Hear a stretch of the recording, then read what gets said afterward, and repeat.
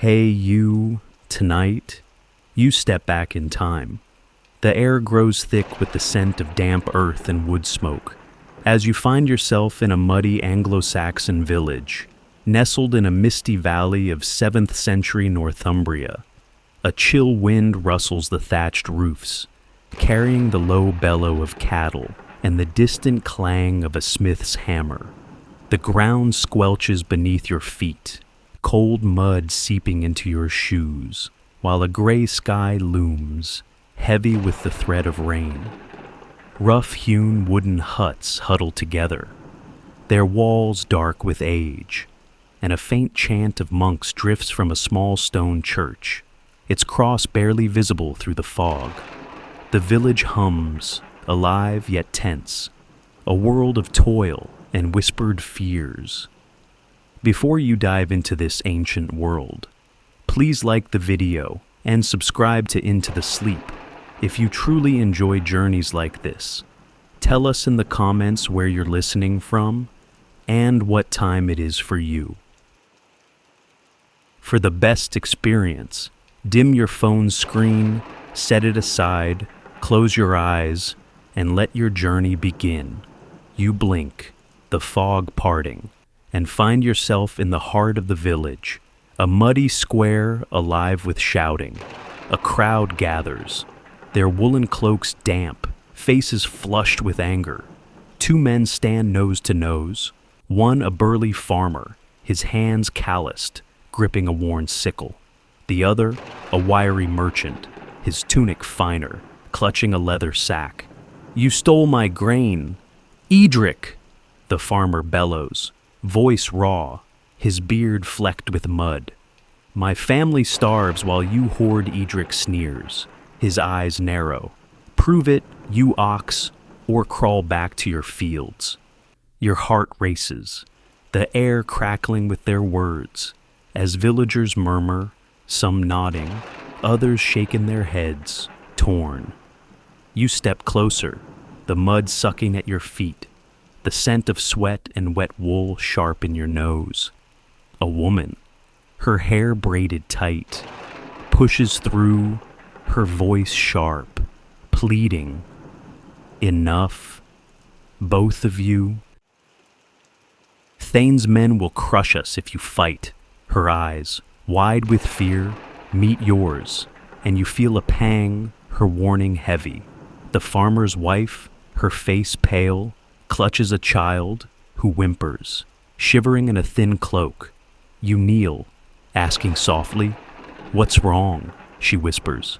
"The harvest was poor, the rain's too heavy. Grain's gone, and Edric's been seen with plenty. We accuse, we're flogged." Her voice trembles, a quiet cry against the crowd's roar. You stand, your chest tight, wondering why one man feasts while others hunger, why the powerful let this pass. A horn blares, sharp and deep, silencing the square. You turn, pulse quickening, as a rider gallops in, his horse's hooves thundering, mud spraying. He wears a leather helm, a sword at his hip, his face grim. Viking ships sighted off the coast. He shouts, voice cutting through the fog. Thane calls for men, for spears. The crowd gasps, fear rippling like a stone in water. The farmer drops his sickle, eyes wide, muttering, "Not again." My brother never came back. Edric pales, clutching his sack tighter, his bravado gone. You feel the air shift, heavy, the grain dispute forgotten, replaced by a deeper threat, a shadow from the north. A girl, barely grown, weaves through the crowd, offering a clay bowl of watery broth to the shivering child. Her hands tremble, her eyes hollow, and you wonder why she labors alone. So young shoulders bear such weight. She glances at you, murmuring, "Take some, stranger. It's little, but warm." You accept, the broth thin, tasting of earth, but its warmth soothes your throat. You thank her, ask in her name. "Ethel," she whispers, then hurries off, dodging a man pushing a cart of firewood. Her kindness lingers, a spark in the village's gloom, but her thin frame sways, weary, and you feel a pang, her burden a quiet echo of the farmer's. You move toward the square's edge, the rider's warning still ringing in your ears. The fog thick, the scent of wet wood and fear heavy. A monk in a coarse robe stands by the church, his tonsure gleaming, muttering prayers in Latin, his hands clasped. He eyes you, voice low, urgent, stranger. The village is cursed, torn by greed and old sins. The Vikings are God's judgment, unless we repent. His words chill you, a puzzle of faith and fear, and you wonder, judgment on whom? The thief or the starving? You notice a small stone by his feet, carved with strange angular runes, half buried in mud, unlike the Christian cross behind him. You kneel, brushing dirt away, and he gasps, stepping back. "Leave it. Those marks are pagan, forbidden," he hisses, his eyes wide. The crowd stirs again, the farmer shouting now, "We'll fight for our homes, but give us grain." His voice cracks, rallying some, while others shrink back, muttering about the Thane's wrath. A weaver, her hands stained with woad dye, whispers to you, "Edric's tied to the Thane, stranger. He takes, we pay. Always." Her words sting, a thread of injustice woven deep, and you feel the rune-stones weight in your memory. Its marks a mystery, perhaps a key to this village's pain. Why do some hoard while others beg?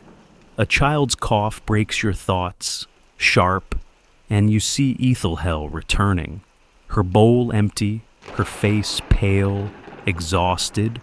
You step toward her, wanting to help, but a shout pulls you back. A man, broad and scarred, a warrior by his leather belt and axe, strides into the square, his voice booming.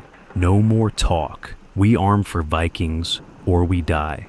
His eyes sweep the crowd, landing on you, stranger, strong enough to hold a shield. Your heart leaps, pulse racing, torn between fear and the urge to stand tall. The farmer grips his sickle, nodding, but Edric slips away, his sack clutched, eyes darting to the shadows.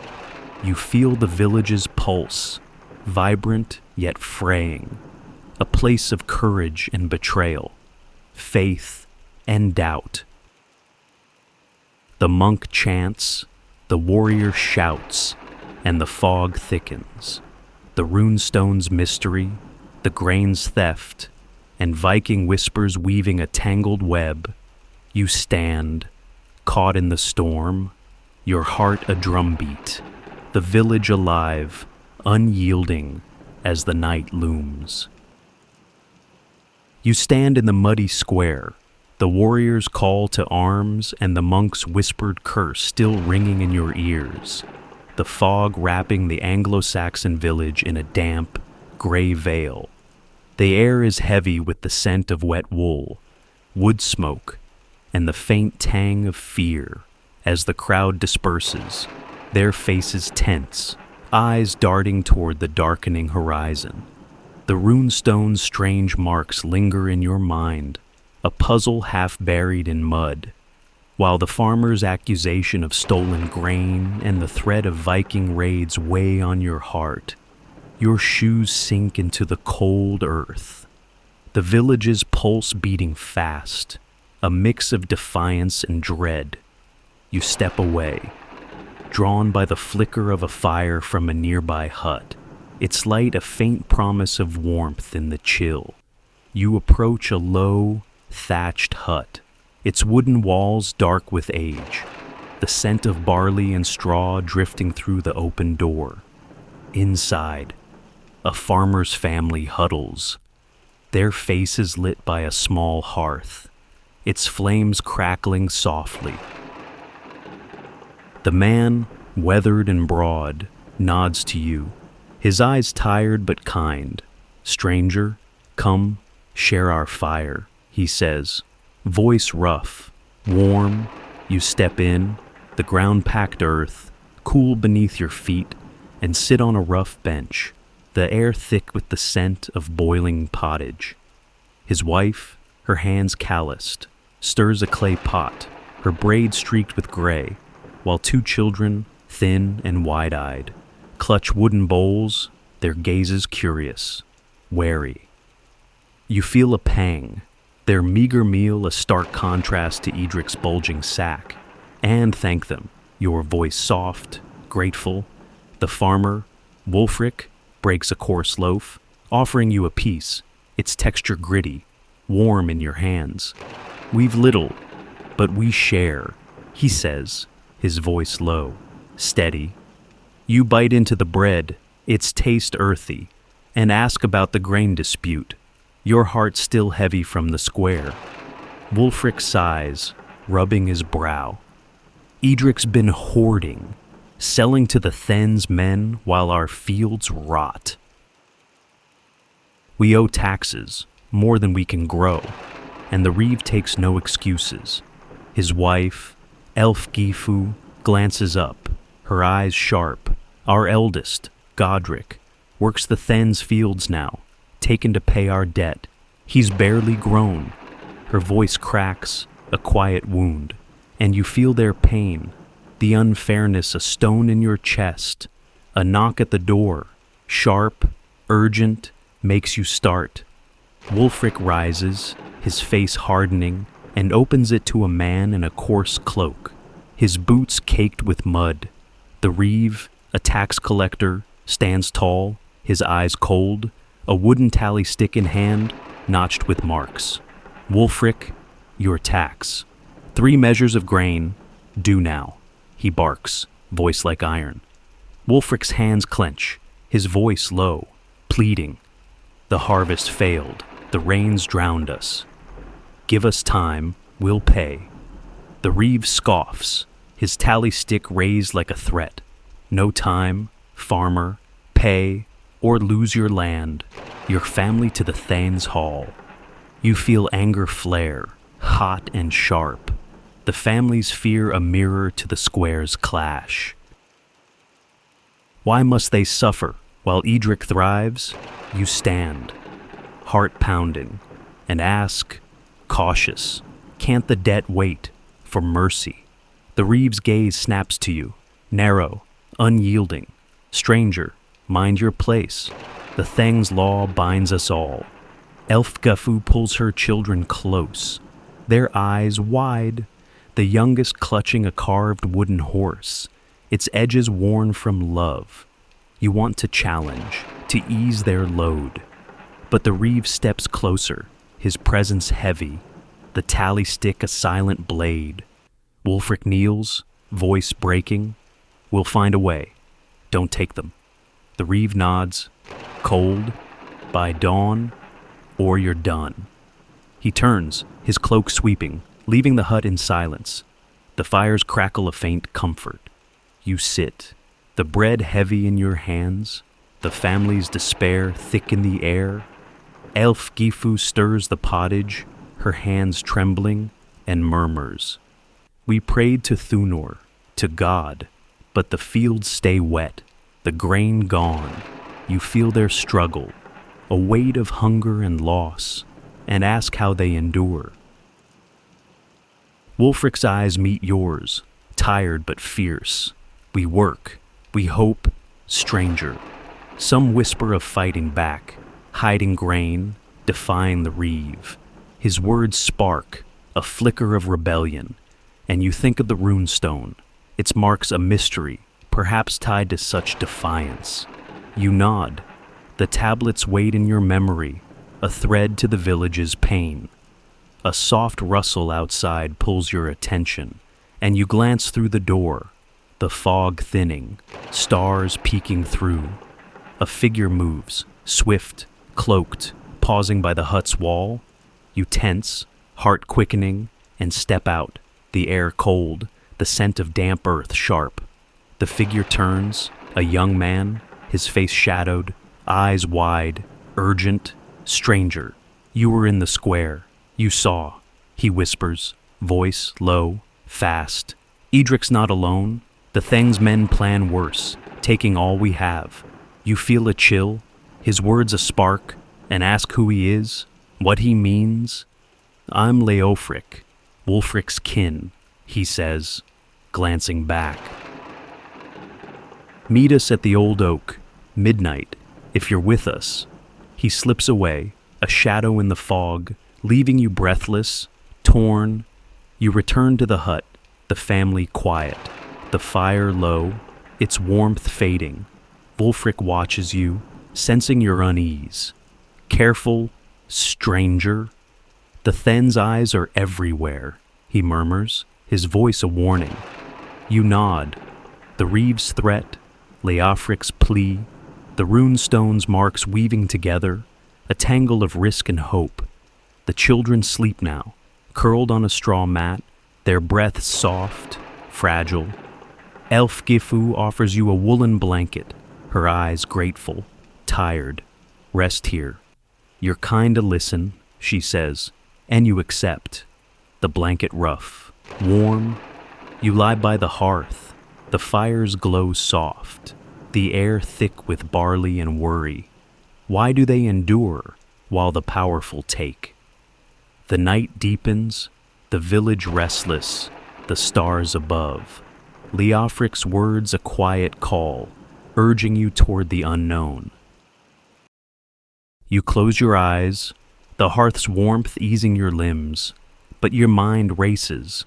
The squares clash, the Reeve's tally stick, the rune-stones mystery swirling. You hear a distant dog bark, the wind rustling the thatch, and feel the village's pulse, alive, strained. Leofric's whispered rebellion pulls at you, a spark of defiance, but the Thane's power looms, a shadow over the fog. You shift, the blanket heavy, and wonder. What does the runestone hide, and who pays for its secrets? The fire crackles, a soft lullaby, and you drift.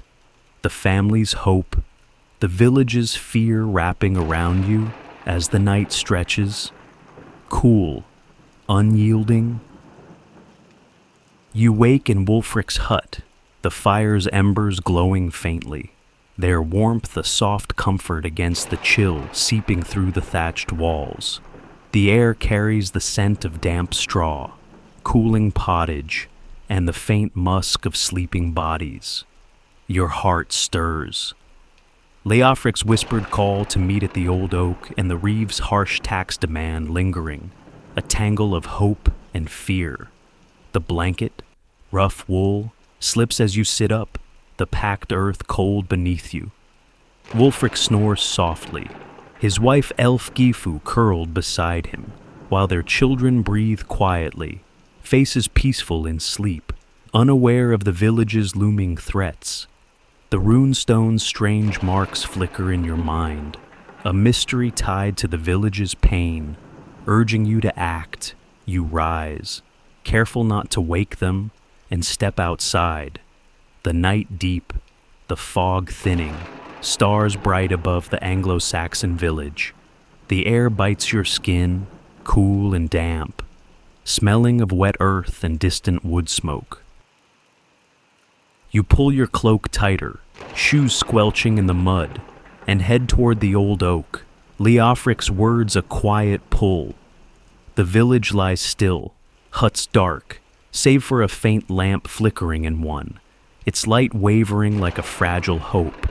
A dog barks, sharp, distant, and you pause, heart quickening, scanning the shadows for Then's men or spies. The path leads beyond the village to a dense wood, its trees looming, their branches twisted, clawing at the sky. The scent of pine and moss grows strong, the ground soft with fallen leaves. As you spot the oak, massive and ancient, its gnarled roots sprawling, a silent witness to centuries, you approach, the night alive with rustling leaves, an owl's low hoot, and your own breath, visible in the chill. Figures move in the shadows, cloaked, their whispers sharp, urgent. You freeze, pulse racing, as Leofric steps into view, his face tense, eyes scanning you. Stranger, you came, he whispers, relief in his voice. We need you, but stay quiet.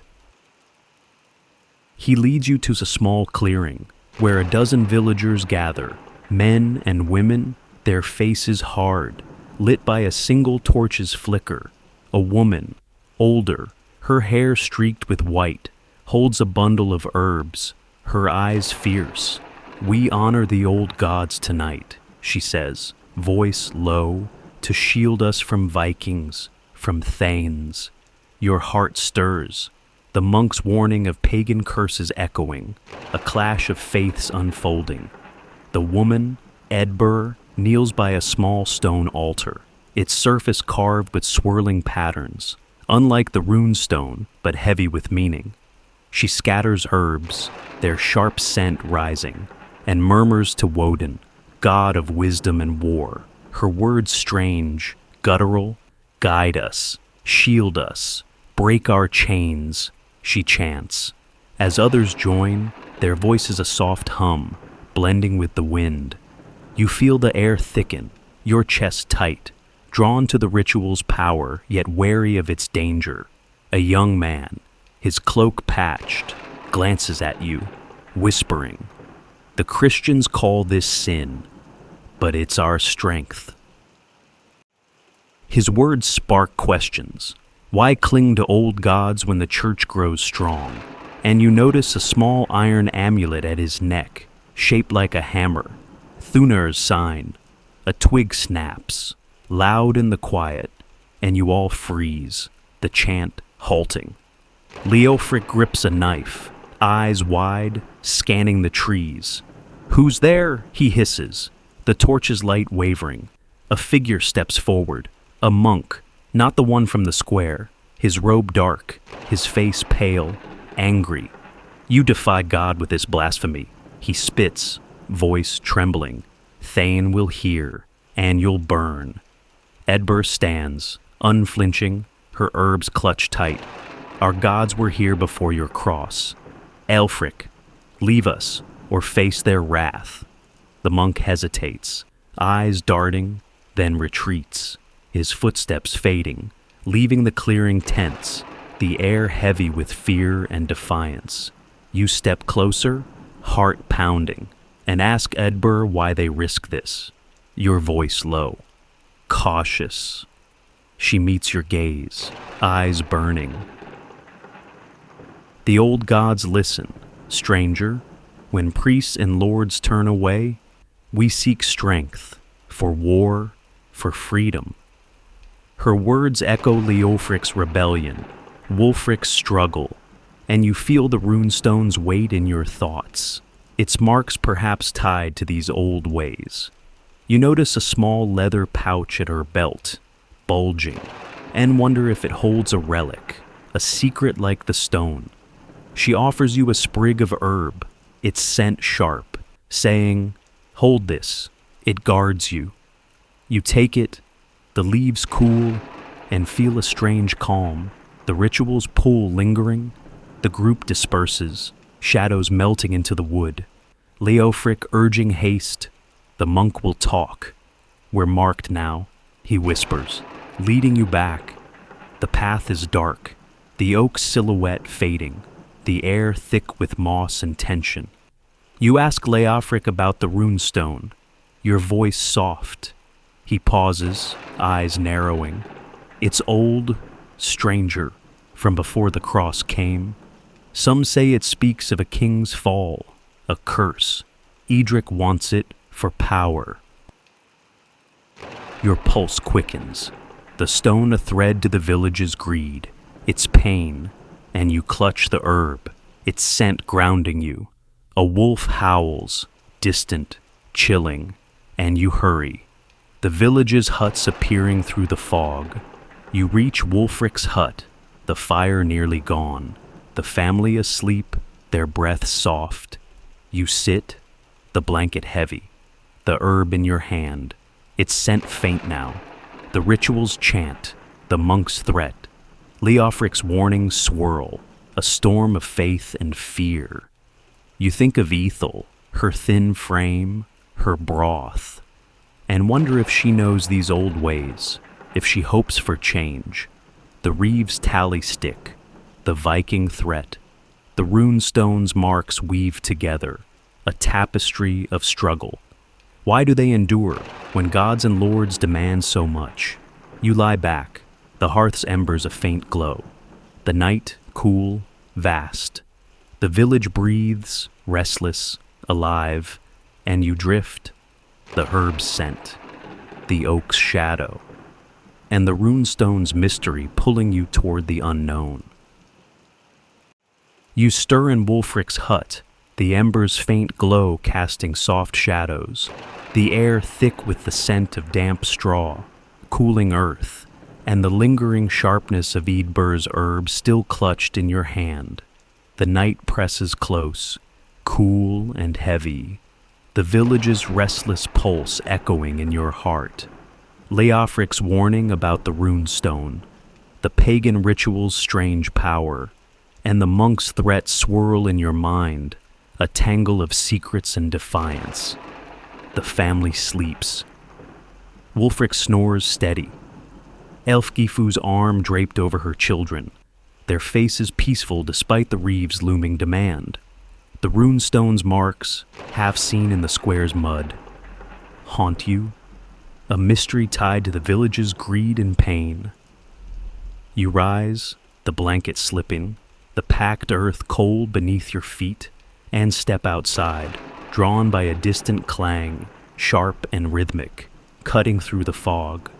The air bites, damp and raw, carrying the scent of wet wood and distant wood smoke.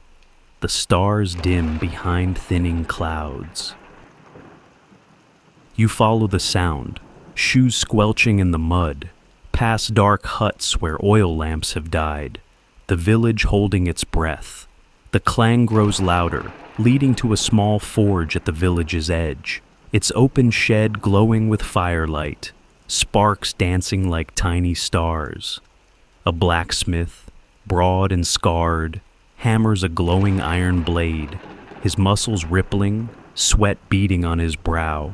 His apprentice, a lanky boy with wide eyes, feeds the fire, his hands trembling slightly, his tunic smudged with soot. You pause, the heat from the forge warming your face, the scent of charcoal and molten iron sharp, and feel the weight of their labor. A quiet strength in the night. The blacksmith, Senric, glances up, his eyes narrowing, hammer pausing. Stranger, what brings you here so late, he asks, voice gruff but curious, his beard flecked with ash. You step closer, the ground warm near the forge, and say you seek to understand the village, your voice soft, cautious. He nods, wiping sweat with a rag, and gestures to a wooden stool. Sit, then. We work while others sleep. Blades for Then's men. For Vikings, maybe. His tone is heavy, layered with unease. And you sit, the stool creaking, the fire's crackle filling the silence. The apprentice, Edwulf, glances at you, his eyes darting, nervous. And you wonder what burdens they carry, what secrets hide in the forge's glow. You ask Senric about the village's troubles, the Reeves' taxes, the Viking threat, your heart still heavy from Wulfric's hut. He snorts, hammering again, the clang ringing. Taxes bleed us. Stranger, Thane takes iron, grain, men, leaves us scraps. Vikings want blood, not just gold. His words echo Wulfric's Elfgifu's, a thread of struggle woven deep. Edwulf, tossing wood into the fire, mutters, "My brother's gone, taken for Thane's warband. I'm next, if they call. His voice cracks, young, scared, and you feel a pang, his fear a mirror to the soldier's torment, the family's loss. You ask, gently, how they endure, and Senric pauses, his hammer still. We work, we pray. Stranger, some hide what's theirs, defy in shadows. A rustle behind the forge makes you start, your pulse quickening. Senric's eyes snap to the shadows, his hand tightening on the hammer. Show yourself, he growls, voice low, fierce. A figure steps forward, a girl, Ethel, the one from the square, her thin frame trembling, a sack clutched tight. Senric, I brought it, as you said, she whispers, eyes wide, darting to you. You recognize her, the girl who shared broth, and feel a stir of trust. But her fear chills you. Senric softens, nodding. Good, Ethel, hide it quick. She slips behind a pile of iron ingots, tucking the sack into a hollowed log, her movements swift, practiced. You catch a glimpse of something inside, a small metal object, etched, glinting, not iron, and your heart races. The rune-stones mystery echoing, perhaps another secret. You ask, cautious, what she hides, your voice low. Senric's eyes narrow, assessing you. Stranger, some things stay buried for safety. Then's men hunt relics, old things, for power, for curses. His words spark, a thread to Eadbur's ritual. Leofric's warning, and you feel the weight of the rune-stone in your thoughts. Its marks a puzzle. Ethel returns, her hands empty, her face pale. It's safe, but the monk saw me. She whispers, voice trembling. He'll tell. I know it. Edwulf gasps, dropping a log, the fire flaring. Aelfric again. He'll bring the Thane's men. Senric grips his hammer, face grim. We move it tonight, before they come. You stand, heart pounding, torn between helping and the risk of being caught. You ask Ethel why she risks so much, your voice soft, urging her trust. She meets your gaze, eyes fierce despite her fear. It's ours, stranger, from before the cross, before Than's. It protects us or dooms us. Her words chill you, a relic of power, like the rune-stone, tied to the village's fate. You offer to help, your chest tight, and Senric nods, wary but grateful.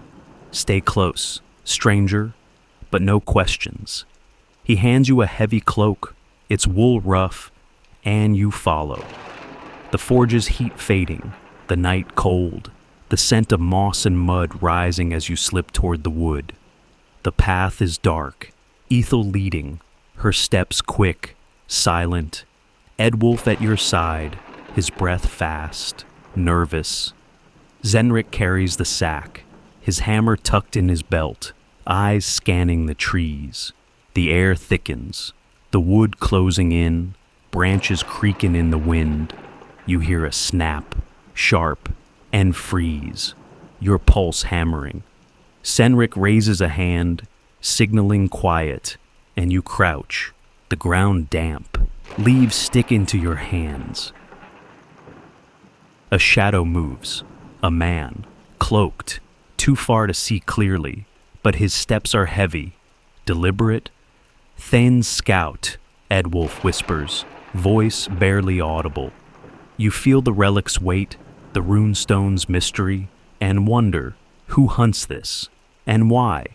You reach a small clearing, a stream gurgling nearby, its water catching starlight.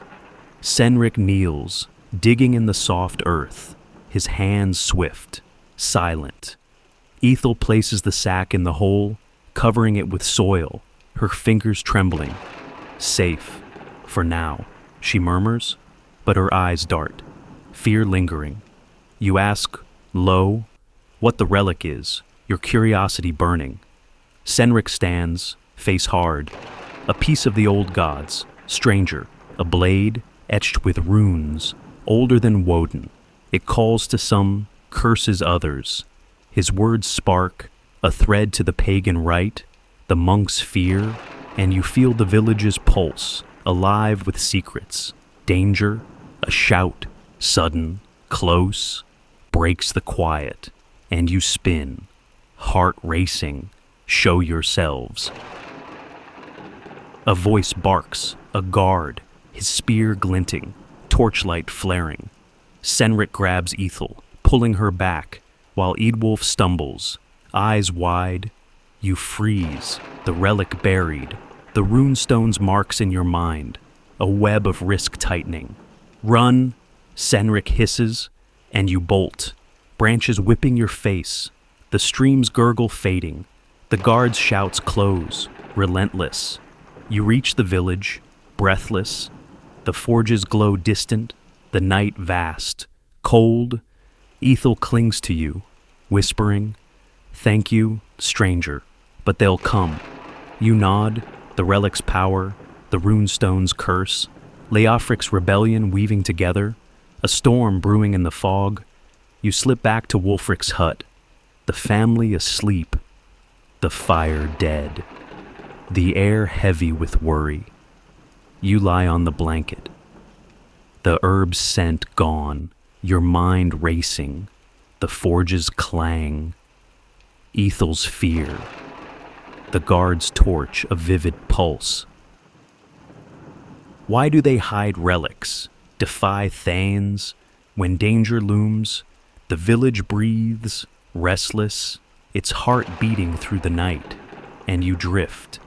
The relic's runes, the Viking threat, and the old god's call pulling you deeper into its tangled fate.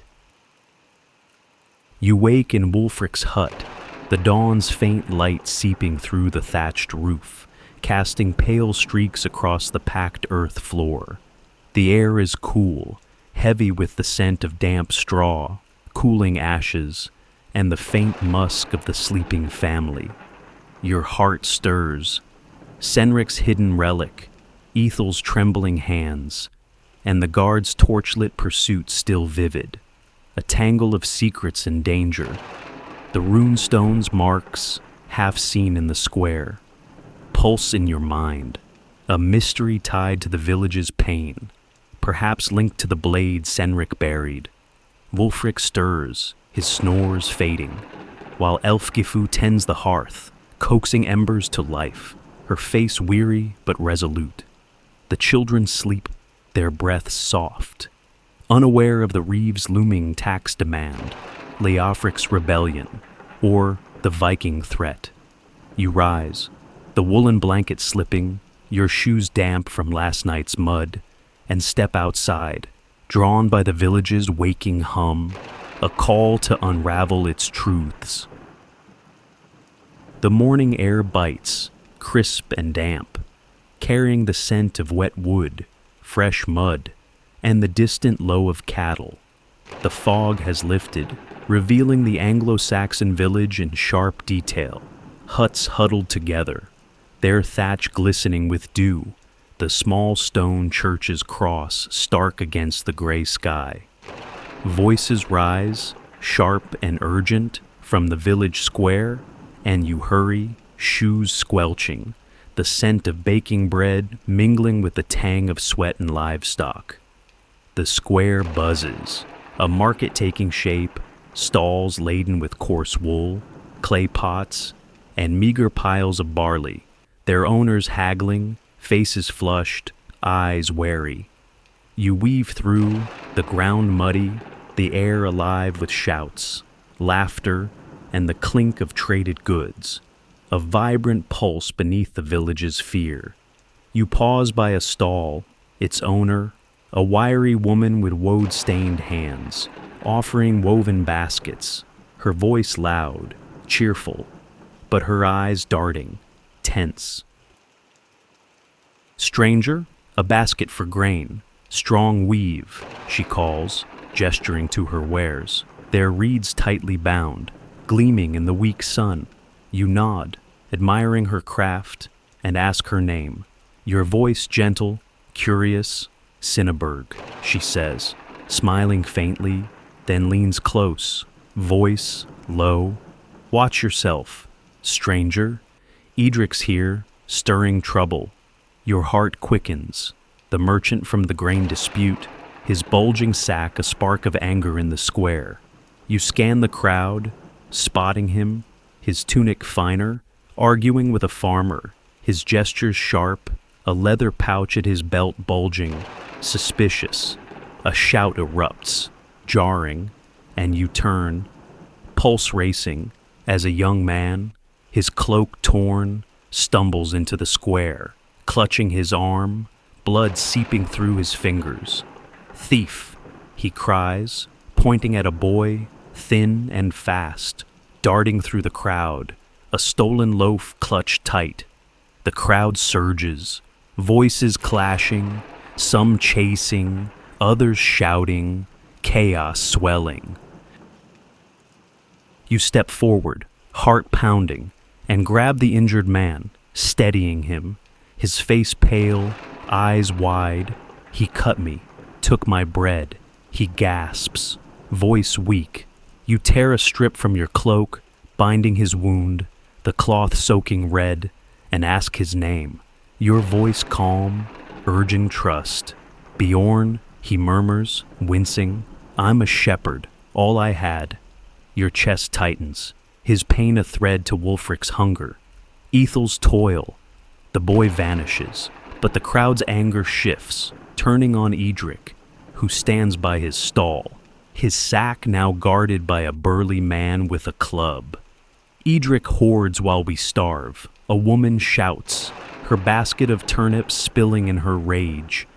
Cinnaberg grips your arm, whispering, they're right, stranger. He's tied to the thane, takes our grain for his own. You feel anger flare, hot and sharp. The rune-stones mystery, Senric's relic weaving together, a web of greed. You move closer, the air thick with shouts, mud splashing, as Bjorn leans on you, his breath shallow. A guard pushes through, spear raised, barking, silence, or you'll all pay. The crowd wavers, some backing away, others glaring, defiant, a storm brewing. You spot Ethel, her thin frame weaving through, offering a clay cup of water to Bjorn, her eyes wide, kind, but tired. Drink. It helps, she murmurs, then glances at you, recognition flickering. You helped last night, she whispers, voice low, urgent. You nod, grateful, and ask if she's safe, your heart reaching out. She shrugs, eyes darting to Edric. Safe enough, but he watches, always. Her words chill you, a shadow over her kindness, and you wonder if she knows the rune-stone, the relic, their secrets. You help Bjorn sit, his wound staunched, and notice a small stone by his stall, half buried, its surface etched with runes, like the one in the square, a spark of mystery reigniting. A horn blasts, sharp, cutting the chaos. And you turn, heart leaping, as a rider gallops in, his horse sweating, mud flying. Thane's men come to take men for the war band, he shouts, voice raw. The crowd gasps, fear rippling, the theft forgotten. Edric's greed overshadowed by a greater threat. A woman wails, clutching a boy. Not my son, not again. You feel the village's pulse quicken, Bjorn trembling beside you. Ethel's eyes wide, Cinnaberg muttering, Vikings or Thang. We lose all. You ask Bjorn if he'll fight, your voice steady, and he shakes his head. Weak, I've no strength. Stranger, but they'll take me still. Your chest tightens, the unfairness a stone, echoing Wulfric's debt, Senric's risk. You glance at the rune-stone, its marks catching the light, and kneel, brushing mud away, your fingers tracing the angular lines. A shadow falls, and you look up. Edric looming, his eyes narrow, pouch bulging. "Leave that! Stranger, it's nothing," he snaps, voice sharp, but his hands shake, betraying fear. You stand, heart pounding, and ask, calm, why it matters. He scoffs, stepping closer. Old stones bring curses, best buried. His words spark, a thread to Senric's relic, Leofric's warning, and you feel the stone's weight, a key to the village's pain. The guard shouts again, "Clear the square, now," and you step back. Ethel pulling Bjorn away, her eyes urging you to follow. You move to the market's edge, the rider's warning, Edric's fear, the rune-stones mark swirling in your mind. A weaver, her hands busy with a loom, whispers. Edric's hiding something, stranger, tied to the Then's gold.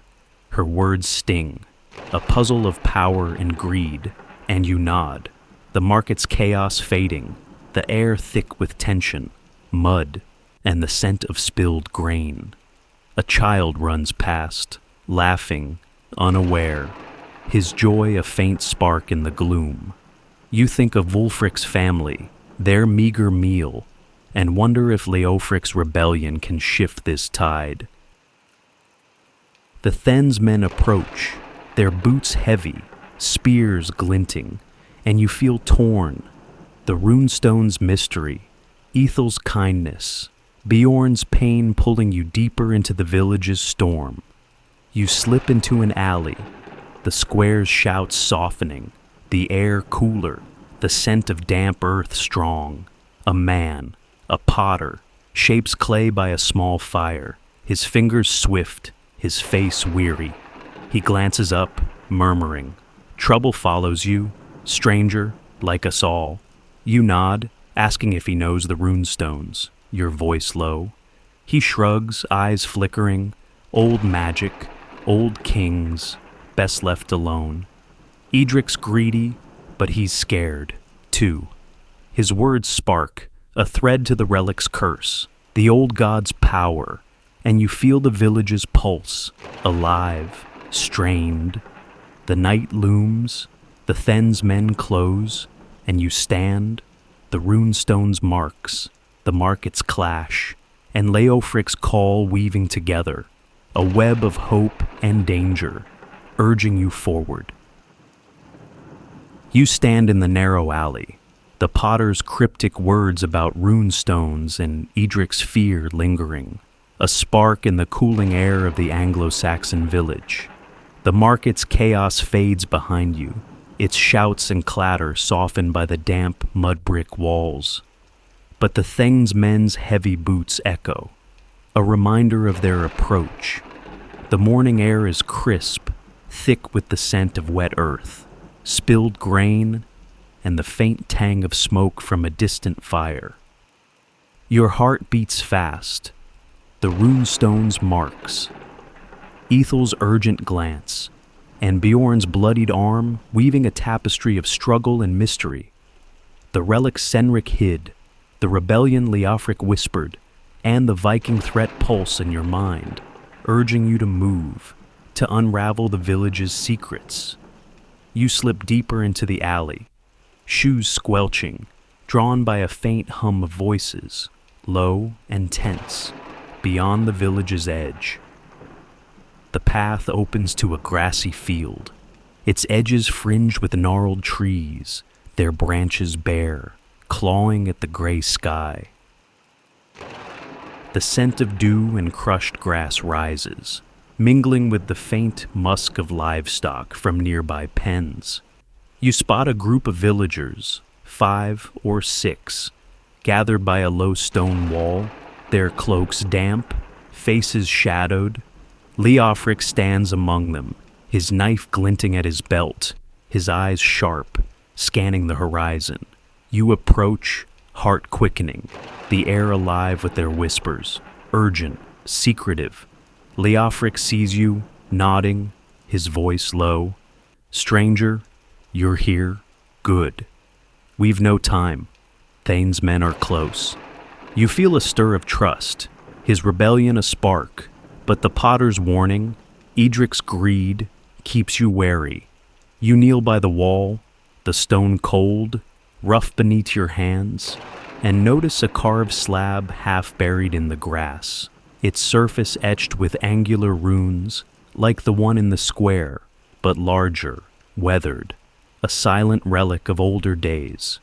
You trace the marks, their lines deep, and feel a chill. The stones wait a thread to Senric's hidden blade, Eadbur's ritual. What's this, you ask? Voice soft, cautious. Leofric crouches, his eyes flickering, an old king's mark, stranger, from before the cross. Some say it curses, others, it guides. Edric wants it gone, for his own gain. His words spark, a puzzle of power, and you wonder, why fear a stone unless it holds truth? A woman, her cloak patched, steps forward, her voice sharp, urgent. We found it last moon, hidden by thorns. Then's men hunt it, to sell or destroy. Her name, she says, is Hilda, a weaver's sister, her hands rough from spinning wool. You feel her resolve, a mirror to Ethel's courage, and ask why they risk so much, your heart reaching out. She meets your gaze, eyes fierce. It's ours, stranger, our past, our strength. If Edric takes it, we lose more than stone. You nod, the rune-stones' mystery deepening, a key to the village's defiance, its pain, and you feel the relic's shadow, the old gods' call, weaving through their words. A rustle in the trees makes you start, pulse racing, and Leofric grips his knife, signaling silence. A warrior, tall and scarred, steps out, his leather armor creaking, an axe at his hip, his face grim. Leofric, you're fools to gather here, he growls, voice low, his eyes sweeping the group. Viking scouts were seen, 2 leagues north, moving fast. Your chest tightens, the rider's warning from the square now sharp, real, a threat closing in. Hilda gasps, clutching her cloak, while Leofric stands firm, voice steady. We'll fight. Osric, but not for Then's gold. This stone stays free. Osric shakes his head, eyes narrowing. You'll bring death. Boy, hide it, or burn. He turns, vanishing into the wood, leaving the air heavy, tense. You glance at the rune-stone, its marks catching the weak sun, and feel its pull. A secret Edric fears, the Then hunts. You ask Leofric what they'll do, your voice low, urgent. He kneels, brushing dirt from the stone, his hands steady. We move it, tonight, to the river's cave, safe from Edric, from Vikings. His plan sparks hope, but danger looms. The guard's pursuit last night, the monk's threat vivid. You offer to help, your heart pounding, and he nods, wary but grateful. Stay close, stranger, but watch for betrayal. Not all here are true. His words chill you, a shadow over the group, and you scan their faces. Hilda's fierce, others wary, one man, young, avoiding your gaze. The group scatters, Leofric urging haste, and you follow him back, the field fading, the village's huts appearing through the trees. The air shifts, warmer, the scent of baking bread and livestock strong, the market's hum rising again. You pass a woman milking a cow, her hands swift, her face weary, murmuring a prayer to Frigg, goddess of hearth, a quiet echo of Eadbur's rite. You pause, asking Leofric about the Vikings, your voice soft. He frowns, eyes distant. They burn, they take stranger, but some say they seek relics, like our stone, for their gods. His words spark, a thread to Senric's blade, the rune-stones curse, and you feel the village's pulse, alive with fear, defiance. You reach the square, the market bustling, Cinnaberg's stall busy, her baskets gleaming. She waves you over, her voice low, urgent, stranger. Edric's asking for you, saw you with Bjorn. Be careful, he's sly. Your heart leaps. Edric's greed a growing threat, and you thank her, the air thick with shouts, mud, and the scent of roasted meat.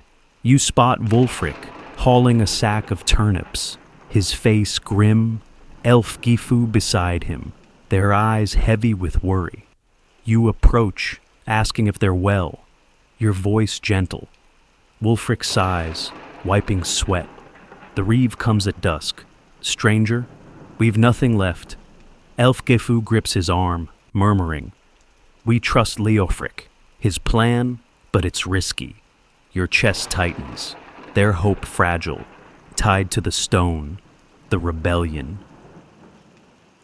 A shout, sharp, pulls you back, and you turn, pulse racing, as two men grapple near Edric's stall, one a farmer, his sickle raised, the other Edric's guard, club swinging. You cheat us. The farmer roars, face red, while Edric watches, smirking, his pouch bulging. The crowd surges, voices clashing, and you step closer, heart pounding. Cinnaberg whispering, it's starting, stranger. They're done with his lies. A guard, the one from last night, pushes through, spear raised, barking, back, or you're chained. The farmer falters, sickle dropping, and you feel anger flare. The rune-stones mystery, Edric's greed a fire in your gut. You slip away, the square's chaos swelling, and find Ethel by a water barrel, filling a clay jug, her hands trembling, eyes tired. Stranger, you're everywhere, she says. A faint smile, but fear lingers. You ask if she knows the rune-stone, your voice low, and her eyes widen, darting to Edric's stall. I've seen it, hidden, but it's dangerous. Calls trouble, her words spark, a thread to Senric's relic, Leofric's plan, and you offer to carry her jug, easing her load.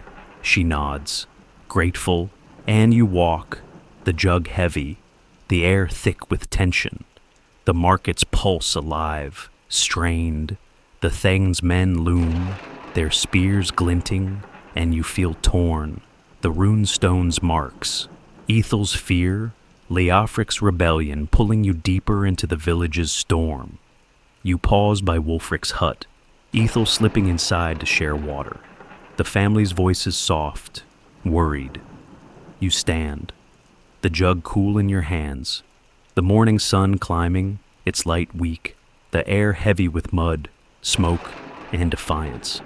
A child runs past, chasing a stray goose, his laughter a faint spark, but the Thang's men's shouts echo, a shadow over the village. You think of Osric's warning, the Viking scouts, and wonder, what does the rune-stone hide, and who betrays the plan? The market's chaos, the relic's curse, the old gods' call weave together, a tapestry of hope and danger, urging you toward the night's risky task. You linger outside Wulfric's hut, the clay jug cool in your hands, Ethel's fleeting words about the rune-stone's danger echoing, a spark in the warming air of the Anglo-Saxon village. The morning sun climbs, its weak light filtering through thinning clouds, casting long shadows across the muddy paths. The scent of damp earth, roasting meat, and the faint tang of livestock drifts from the bustling market, its shouts and clatter a steady pulse. Your heart beats fast. Leofric's plan to move the rune-stone, Osric's warning of Viking scouts, and Edric's greedy smirk weaving a tapestry of risk and defiance. The relic Senric hid, the pagan ritual's power, and the Than's looming men stir in your mind, urging you to act. to unravel the village's tangled secrets. You set the jug down, the family's soft voices fading, and step toward the square, drawn by a new cry, sharp, desperate, cutting through the market's din. The square hums, stalls crowded with villagers bartering wool, pots, and meager grain, their faces flushed, eyes wary under the weight of taxes and Viking fears. You weave through, shoes squelching in the mud, the air thick with the scent of sweat, spilled ale, and fresh-baked bread. A woman stands on a wooden crate, her voice raw, pleading, drawing a small crowd. Her cloak is patched, her hair loose, graying, her hands trembling as she holds a woven cloth, its edges frayed. Hear me. Thane's Reeve takes my home. My son, she cries, tears streaking her face. Your chest tightens, her pain a mirror to Wulfric's debt. Bjorn's wound, and you step closer, the crowd murmuring, some nodding, others turning away, fearful. You ask a man beside you, his hands stained with woad, who she is, your voice low, gentle, Widow Edith. He mutters, eyes downcast. Her husband died in the last Viking raid, left her debts. The Reeve demands grain she can't give, says she'll be enslaved, her boy too. His words sting, a thread to Ulfgifu's fear, the village's struggle, and you feel anger flare, hot and sharp. You push forward, the mud sucking at your feet, and meet Edith's gaze, her eyes wide, pleading. Stranger, you're new. You don't know our pain, she says, voice breaking. I wove this cloth, all I have, but it's not enough. You take the cloth, it's weaved tight, dyed with faint blue, and feel its weight. A mother's love, a desperate offering. A jeer cuts through, cruel, and you turn, pulse racing, to see the Reeve from Wulfric's hut, his tally stick raised, his cloak coarse but heavy with authority. Edith, your tears won't pay. He sneers, voice loud, drawing eyes, by dusk, your debt, or your Thane's property. The crowd gasps, some shouting, shame others silent, heads bowed. You step forward, heart pounding, and ask, cautious, can't she have time to work, to live?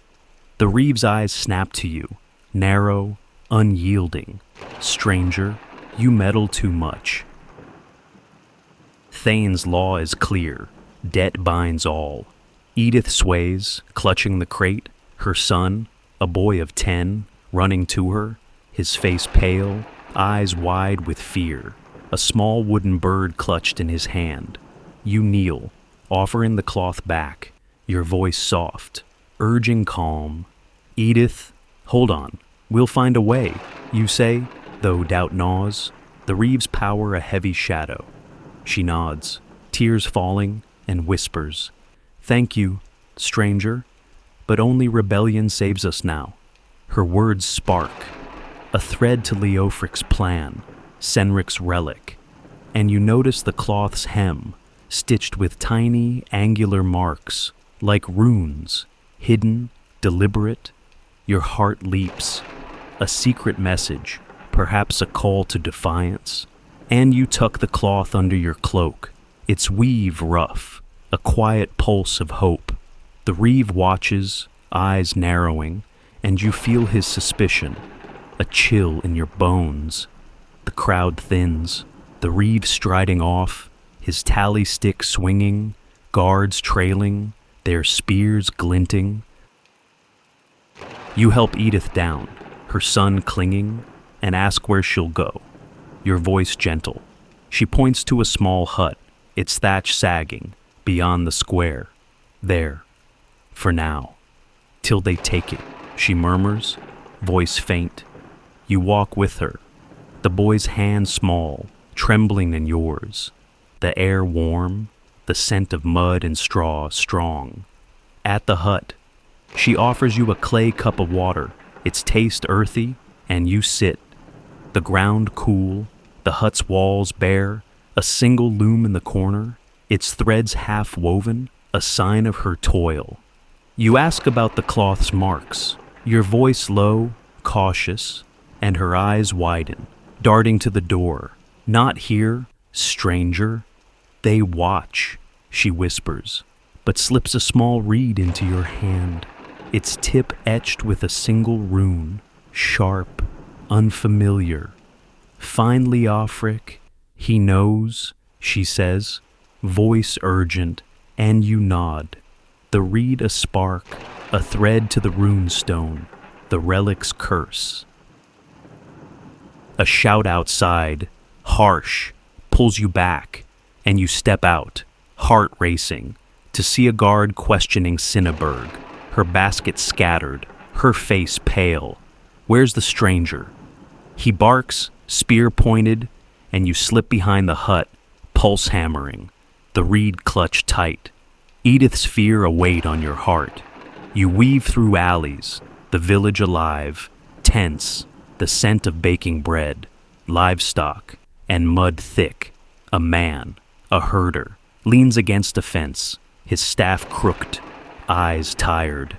Trouble follows you. Stranger, he mutters, nodding to the guards. You ask if he knows Leofric, your voice low, and he shrugs, eyes flickering. He's bold, but danger clings to him, like you. His words sting, a warning, and you move on. The reed's rune, the cloth's marks, the rune-stones mystery weaving together, a web of defiance. You spot Ethel, carrying a water jug, her steps slow, weary, and pause, asking if she's seen Leofric, your voice soft. She nods, eyes darting. He's by the river, stranger, planning, but be quick, guards are everywhere. You thank her, offering to carry her jug, easing her load, and she smiles, faint, grateful. You walk, the jug heavy, the air warm, the river's gurgle growing, its banks fringed with reeds, their scent fresh, calming. You find Leofric, kneeling by the water, sharpening his knife, his face tense, eyes sharp. Stranger, you're here, he says, voice low, urgent. You show him the reed, its rune glinting, and his eyes widen, a spark of recognition. Edith's sign, it means tonight. We move the stone, but someone's turned. I feel it. Your heart leaps, betrayal a shadow, and you ask who, your voice steady. He shakes his head, eyes scanning the trees. Not sure, but Edric's close, sniffing for the stone, for us. His words chill you, a thread to the market's clash, the relic's risk, and you offer to stand watch, your chest tight. He nods, grateful, and you settle by the river, the water cool, its flow steady, the air thick with reeds and tension. A bird calls, sharp, and you tense, spotting a figure, cloaked, moving fast, too far to see. Spy, Leofric hisses, knife ready, and you crouch, heart pounding, the reeds rune, Edith's plea, the rune-stones marks a fire in your gut. The figure vanishes, the rivers gurgle a quiet lull, and you feel the village's pulse, alive, strained. Rebellion and betrayal weaving a storm, you return to the village, Leofric's plan set, the reed tucked safe, the air warm, the scent of mud and smoke heavy. Wulfric's hut looms, its fire low. Elfgifu, stirring pottage, her eyes worried. You step inside, the family's warmth a faint comfort, and share Edith's tale, your voice low. Wulfric nods, face grim. We're with Leofric, stranger, but it's death if we fail. You feel their resolve, fragile, fierce, and lie on the blanket, the hearth's glow soft, the night closing in. The reed's rune, the cloth's marks, the Viking threat swirl, a tapestry of hope and danger. Why do they endure? When lords and spies press so close you drift. The river's song, the village's fear, and Leofric's call pulling you toward the night's risky dawn. You wake in Wulfric's hut, the faint glow of dawn seeping through the thatched roof, casting soft shadows across the packed earth floor. The air is cool, heavy with the scent of damp straw, cooling pottage, and the faint musk of the sleeping family. Your heart stirs. Edith's tearful plea, the reed's etched rune, and Leofric's warning of betrayal lingering. A tangle of hope and danger.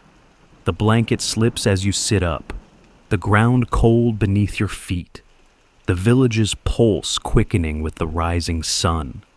Wulfric tends the hearth, coaxing embers to life, while Elf Gifu kneads dough, her face weary, her eyes darting to the door, fearing the reeve's dusk deadline. The children stir, their breaths soft, unaware of the rune-stones' weight, the Viking threat, or the rebellion brewing. You rise, shoes damp from yesterday's mud, and step outside, drawn by a growing hum of voices, warm and lively, a contrast to the village's tension. The morning air is crisp, carrying the scent of fresh-baked bread, roasting meat, and the sweet tang of fermenting ale. The village square transforms, a harvest feast unfolding, tables laden with coarse loaves, clay bowls of pottage, and rare treats, apples and honey cakes, their aroma rich, inviting. Villagers gather, their woolen cloaks bright with woad and madder dyes, faces flushed with cautious joy, a brief escape from taxes and fear. You weave through, shoes squelching in the mud, the air alive with laughter, shouts, and the strum of a lyre, its notes weaving through the crowd. A child runs past, clutching a sticky cake, giggling, his joy a spark in the morning light. And you smile, the village's heart beating strong, vibrant. You pause by a table where Cinnaberg, the basket weaver, offers you a clay cup of ale, its taste sharp, warm. Stranger, join us. Feast while we can, she says, her smile wide but her eyes wary, scanning the crowd. You thank her, sipping the ale, and ask about the feast, your voice gentle, curious. We give thanks to Ceres, to God, for what little harvest we saved, she says, her voice low, but Thane's men watch, taking their share. Her words spark, a thread to Wulfric's debt, Edith's loss, and you notice Edric, his tunic finer, laughing loudly, a bulging pouch at his belt, his guard close, club in hand. Your chest tightens, his greed a shadow over the feast's warmth. A shout, jovial but slurred, pulls your attention, and you turn to see a man, broad and red-faced, raising a horn of ale. To Thane, to victory over Vikings, he roars, swaying, his cloak slipping. The crowd cheers, some half-hearted, others silent, their eyes darting to Edric, to guards by the church. You step closer, heart quickening, and hear Cinnaberg mutter, "That's Godwine, the miller, drunk on ale and lies. He's Edric's man. Watch him."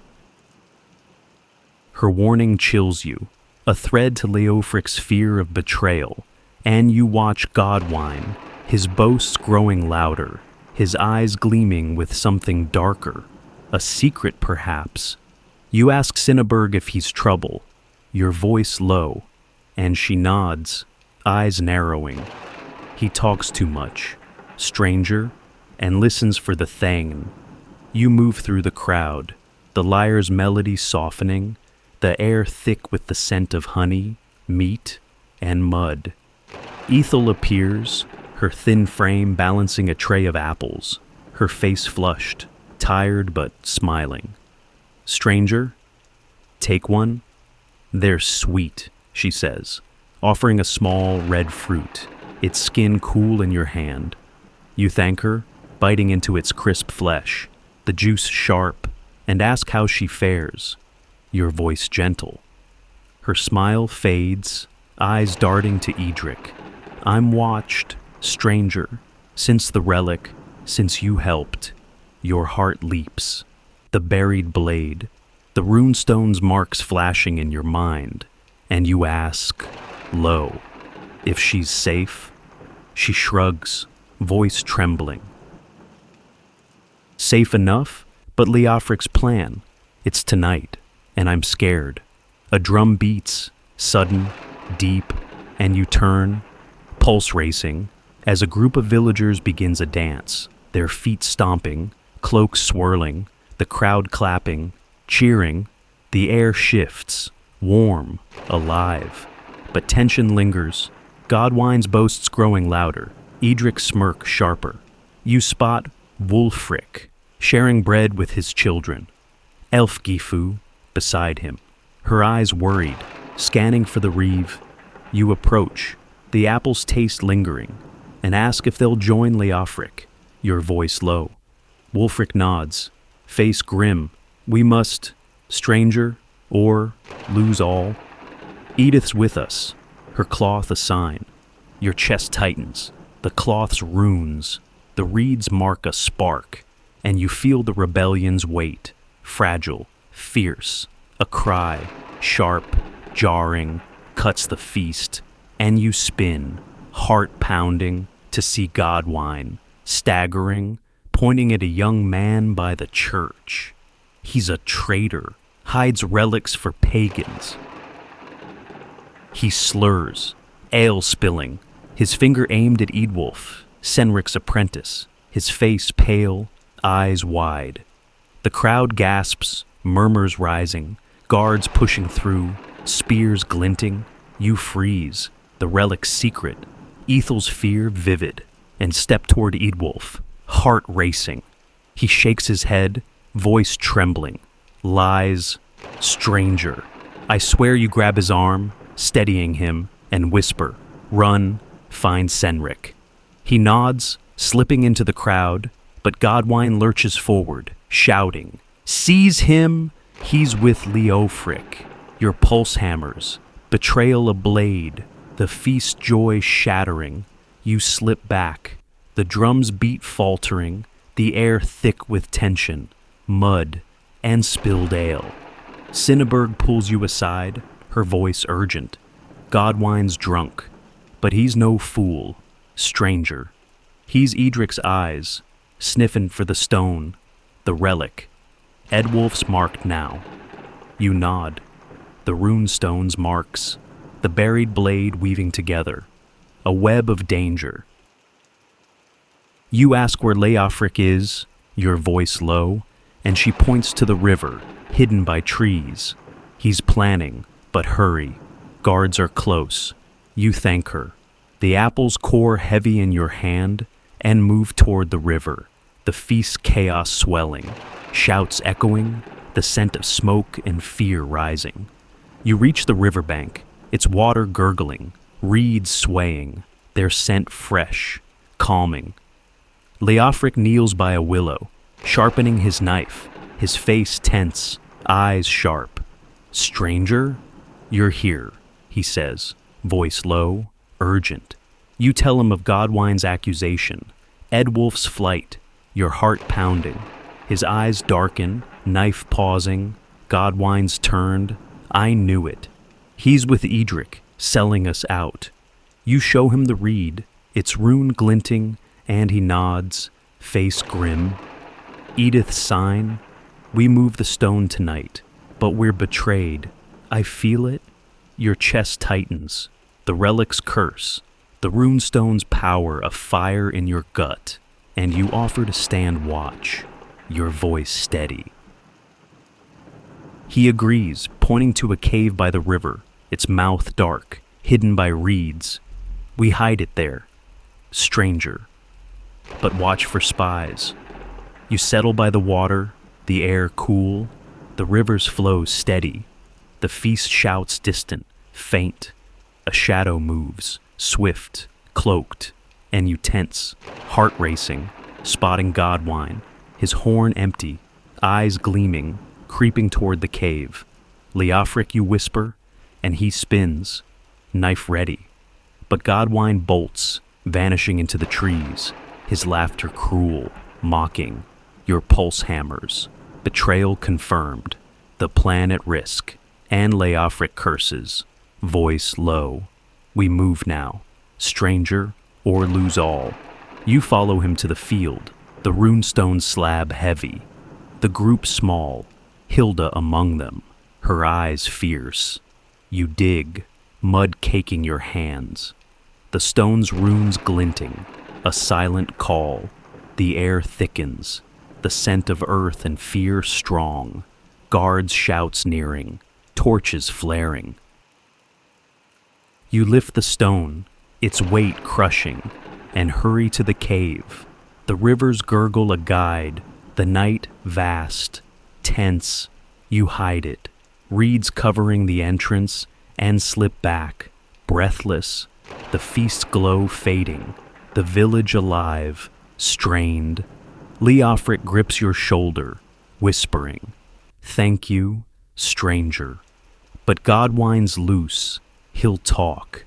You nod, the reeds rune, Edith's cloth, the Viking threat a storm brewing, urging you deeper into the village's heart.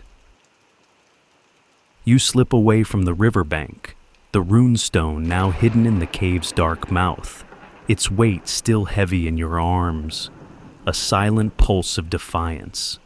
The night air of the Anglo-Saxon village wraps around you, cool and damp, thick with the scent of wet reeds, fading wood smoke, and the distant tang of spilled ale from the feast.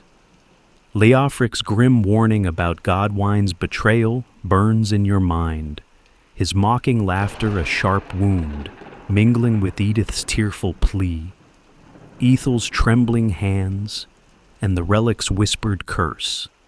The stars glitter above, their light faint on the muddy paths, while the feast's dying hum and the guard's distant shouts stir the village's restless heart. Your shoes squelch, the reed with its etched rune tucked safe in your cloak, and you hurry toward Wulfric's hut, heart pounding, the rebellion's fragile thread pulling you through the dark.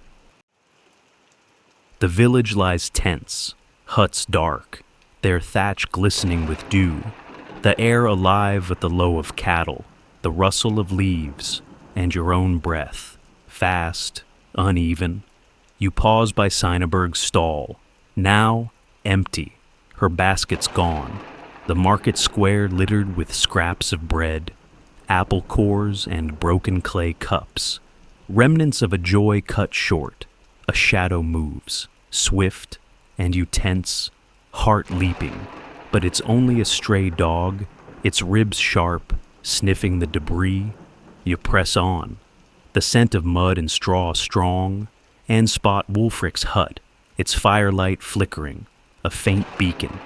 Inside, the family huddles, Elf Gafu stirring pottage, Wulfric sharpening a sickle, their children asleep, faces peaceful despite the reeve's looming threat.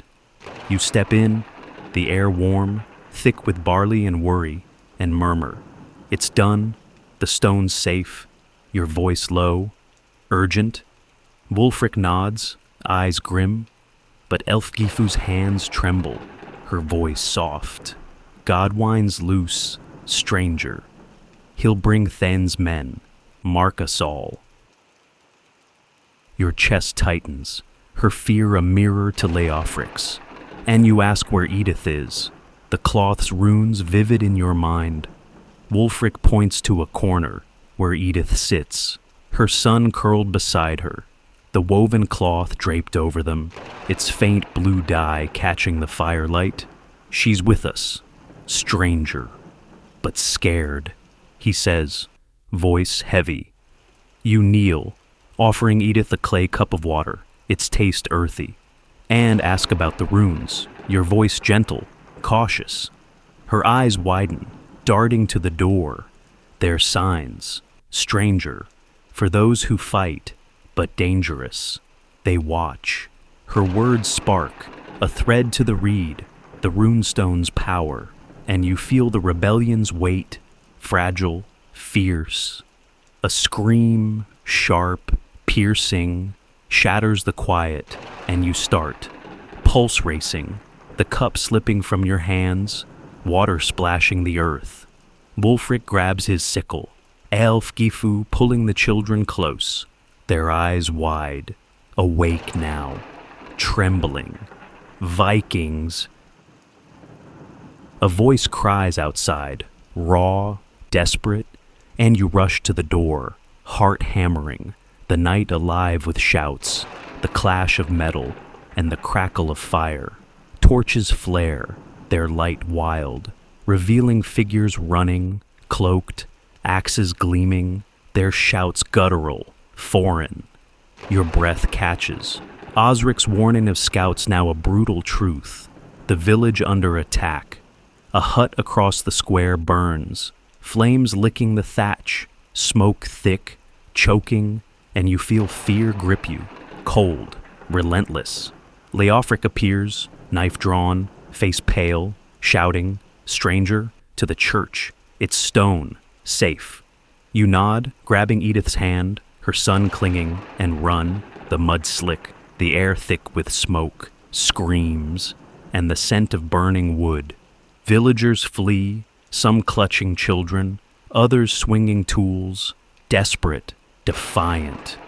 You spot Ethel, her thin frame dodging a warrior, her water jug shattered, and you pull her with you, her breath fast, terrified. They came so fast, she gasps, eyes wide, and you steady her, heart pounding, the church's cross looming, a faint hope. A Viking, tall, his helm glinting, swings an axe at a farmer who falls, blood bright on the mud, and you turn away, stomach twisting, urging Edith, Ethel, the boy faster. You reach the church, its stone walls cool, solid, the door ajar, monks chanting inside, their voices trembling, a plea to God. You push in, the air thick with incense, wax, and fear, and help Edith and her son to a corner. Ethel collapsing beside them, her hands shaking. Wulfric follows, sickle ready, Aelfgifu, and their children close, their faces pale, resolute. You bar the door, the wood heavy, splintered, and peer through a crack, the square a chaos of fire, shadows, and clashing steel. Leofric guards the entrance, knife steady, whispering, "We hold here, stranger, till dawn, or we're lost." Your chest tightens, the rune-stones safe, but Godwine's betrayal a blade, perhaps guiding these raiders. A monk, his tonsure gleaming, approaches, his voice low, urgent. "Stranger, you've stirred trouble, with stones, with rebels," he says, eyes sharp, accusing. You shake your head, heart racing, and ask, calm, what he means. The reed's rune burning in your cloak. He points to a small altar, a wooden cross above it, but beneath, half hidden, a stone tablet etched with runes, like the one you hid. Pagan filth. It curses us, draws Vikings. He hisses, and you feel a chill. The runestone's mystery deepening, a thread to Senric's relic, Eadbur's ritual. You ask, cautious, why keep it? And he falters, eyes darting, to destroy it when Than allows. But Edric wants it, for gold. Your pulse quickens. Edric's greed a spark, tying the raid, the rebellion, the curse. A crash at the door, loud, splintering, makes you jump, and you spin, heart pounding as axes hack, the wood groaning. Viking shouts close, relentless. Leofric braces the door, Wulfric beside him, their faces grim, while Elfgafu prays, her voice soft, steady, a thread of hope. You grab a heavy candlestick, its iron cold, and stand ready. Ethel clutching your arm, her breath fast. Edith whispers, the cloth, stranger, it's a map, to the stone, for us. Your heart leaps, the rune's a guide, a secret kept from Edric, Godwine, and you nod.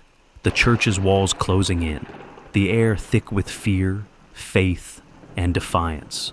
The door buckles, a Viking's face visible, scarred, eyes wild, and you brace, heart hammering, the candlestick raised. Leofric shouting, hold! For the village, a scream outside, sudden, different, pulls the raiders back, their shouts fading, replaced by villagers' cries, a horn's deep blast. You peer out, the square smoldering, bodies still, but Thane's men ride in, spears glinting, driving Vikings back, their horses' hooves thundering. Your breath catches, relief and dread mixing. Thane's power, a double-edged blade. Leofric slumps, knife lowering, muttering, saved. But at what cost? You feel the rune-stones weight, the cloth's map, the relic's curse weaving together, a storm unbroken. You help Ethel stand, her hands cold, and check Edith, her son trembling, the cloth clutched tight. Wulfric tends Elfgifu, their children safe, their eyes wide, resilient. The monk chants, his voice steady now, but his eyes avoid the rune's tablet, a secret kept. You step outside, the air thick with smoke, blood and mud. The village battered, huts burning, survivors weeping, dragging wounded to safety. Cinnaberg kneels by a fallen man, her baskets crushed, her face pale, and you help, lifting him, his breath weak, the feast's joy a distant memory. Why did Godwine betray, and what does the runestone call? You stand. The church's cross looming, the village's heart beating, wounded but alive, the night vast, urging you forward. You stand in the smoldering square, the Viking raid's chaos fading into a heavy dawn, the air thick with the acrid scent of burnt thatch, blood, and mud. The Anglo-Saxon village lies wounded, huts reduced to charred skeletons, survivors weeping, their faces streaked with ash, as they drag the wounded and dead from the wreckage.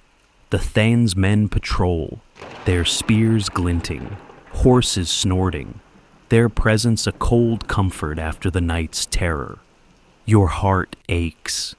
Edith's whispered map, Leofric's desperate stand, and the runestone's hidden weight pulsing in your mind, a tangle of defiance and loss. The church looms behind you, its stone walls scarred but standing. Ethel trembling beside you, her hands cold, Cinnaberg tending a fallen man, his breath faint. You clutch the reed with its etched rune, the cloth's secret map a fragile spark, and step forward, drawn to the survivor's cries. The village's broken heart urging you to help, to understand. The morning air is raw, carrying the scent of damp earth, cooling embers, and the faint tang of sweat from the gathered crowd. You help Cinnaberg lift the wounded man, a farmer, his arm bloodied, to a makeshift shelter of cloaks and wood, the ground slick beneath your feet. His wife kneels, sobbing, her hands clutching a wooden charm, carved with a cross, her prayers soft, desperate. You steady her, your voice gentle, asking her name, and she murmurs, Winfled, stranger. He's all we have. Your chest tightens, her pain a mirror to Edith's, Wulfric's, and you offer a strip of your cloak to bind his wound, the cloth soaking red, a quiet act amid the chaos. Cinnaberg nods, her eyes grateful, tired, whispering, "You're kind, stranger." But this raid's no chance. Someone led them. Her words spark, a thread to Godwine's betrayal, Edric's greed, and you ask, lo, who she suspects, your heart quickening. She glances at the Thanesmen, their armor gleaming, and murmurs, Godwine's gone, fled, or dead. But Edric's too quiet, his stall untouched. You scan the square, Edric's stall intact, his bulgin pouch missing, a shadow of guilt, and feel anger flare, hot, sharp. The rune-stones mystery, the relic's curse weaving together. A child runs past, wailing, his tunic torn, and you catch him, his small frame trembling, eyes wide with fear. My sister's gone, taken he cries, and you kneel, heart pounding, promising to help, though doubt gnaws. The raid's toll crushing. You lead the boy to Ethel, her thin frame bent over a water barrel, filling cups for the wounded, her face pale, exhausted. Ethel, watch him, you say, voice soft, and she nods, offering the boy a sip, her kindness a faint light. You ask if she's seen Leofric, your voice urgent, and her eyes dart to the church. He's with Wulfric, planning, stranger, but Then's men watch close. You thank her, the boy clinging to her, and hurry to the church, the air thick with smoke, mud, and the scent of wax from flickering candles inside. The monk from last night prays, his voice steady, but the rune tablet beneath the altar glints, a secret unclaimed. It marks a quiet call. Inside, Leofric and Wulfric huddle, their faces grim, a map of reeds and cloth spread before them. Edith's woven runes faint in the dim light. Leofric looks up, eyes sharp, whispering, stranger. You're safe. Good. The stone's hidden, but Godwine's treachery brought this. You nod, heart racing, and show the reed, its rune matching the cloths, a spark of hope. Wulfric grips his sickle, voice low. Edith's map leads to the stone. Stranger, but the relic's tied, a blade that curses or saves. Your pulse quickens. Senric's buried blade vivid, and you ask, cautious, what the relic does. The monk's warning echoing. Leofric frowns, tracing the cloth. It's old, stranger, from a king's grave, holds power, Thane's fear, Vikings seek. A woman enters, her cloak tattered, her hands stained with herbs, her face lined, fierce. I'm Hilda, the healer, she says, voice steady, offering a pouch of salves to Wulfric. You recognize her from the runestone field, her resolve strong, and ask if she knows the relic. Your voice low. She nods, eyes narrowing. I've seen it, stranger. A blade with runes, glowing faint, like fire. It burned my hand, cursed, but it speaks to the faithful. Her words chill you, a thread to Eadbur's ritual, the rune-stone's marks, and you feel its power, a force tying the raid, the rebellion, the village's pain. You ask why Vikings want it, and she shrugs, voice soft. For their gods, for strength, or to break us. A shout outside, harsh, pulls you back, and you peer out, heart pounding, to see Then's men dragging a man, bloodied, his hands bound. Traitor? They bark, and you recognize Edwulf, Senric's apprentice, his face bruised, eyes wide with fear. Leofric curses, knife ready, whispering, they've got him, he knows too much. You feel panic rise, Edwulf's flight from the feast, Godwine's accusation, a blade now struck, and step forward, heart racing, urging caution. Wulfric grips your arm, voice low. Wait, stranger, they'll take us too. We save him later, with the stone. You nod, the church's walls closing in, the air thick with incense, fear and defiance. The cloth's map a fragile guide. You slip to the door, the square a mess of ash, blood, and weeping survivors. Thane's men shouting, their spears a wall of power. Cinnaberg tends Winflade's husband, her hands steady, while Ethel comforts the boy, his sister still missing, a wound unhealed. You return to Leofric. The map spread, its runes a path to the cave, the stone, the relic. You ask Hilda about the curse, your voice soft, and she leans close, voice urgent. It chooses, stranger, burns the greedy, aids the true. Edric wants it, to sell, to rule.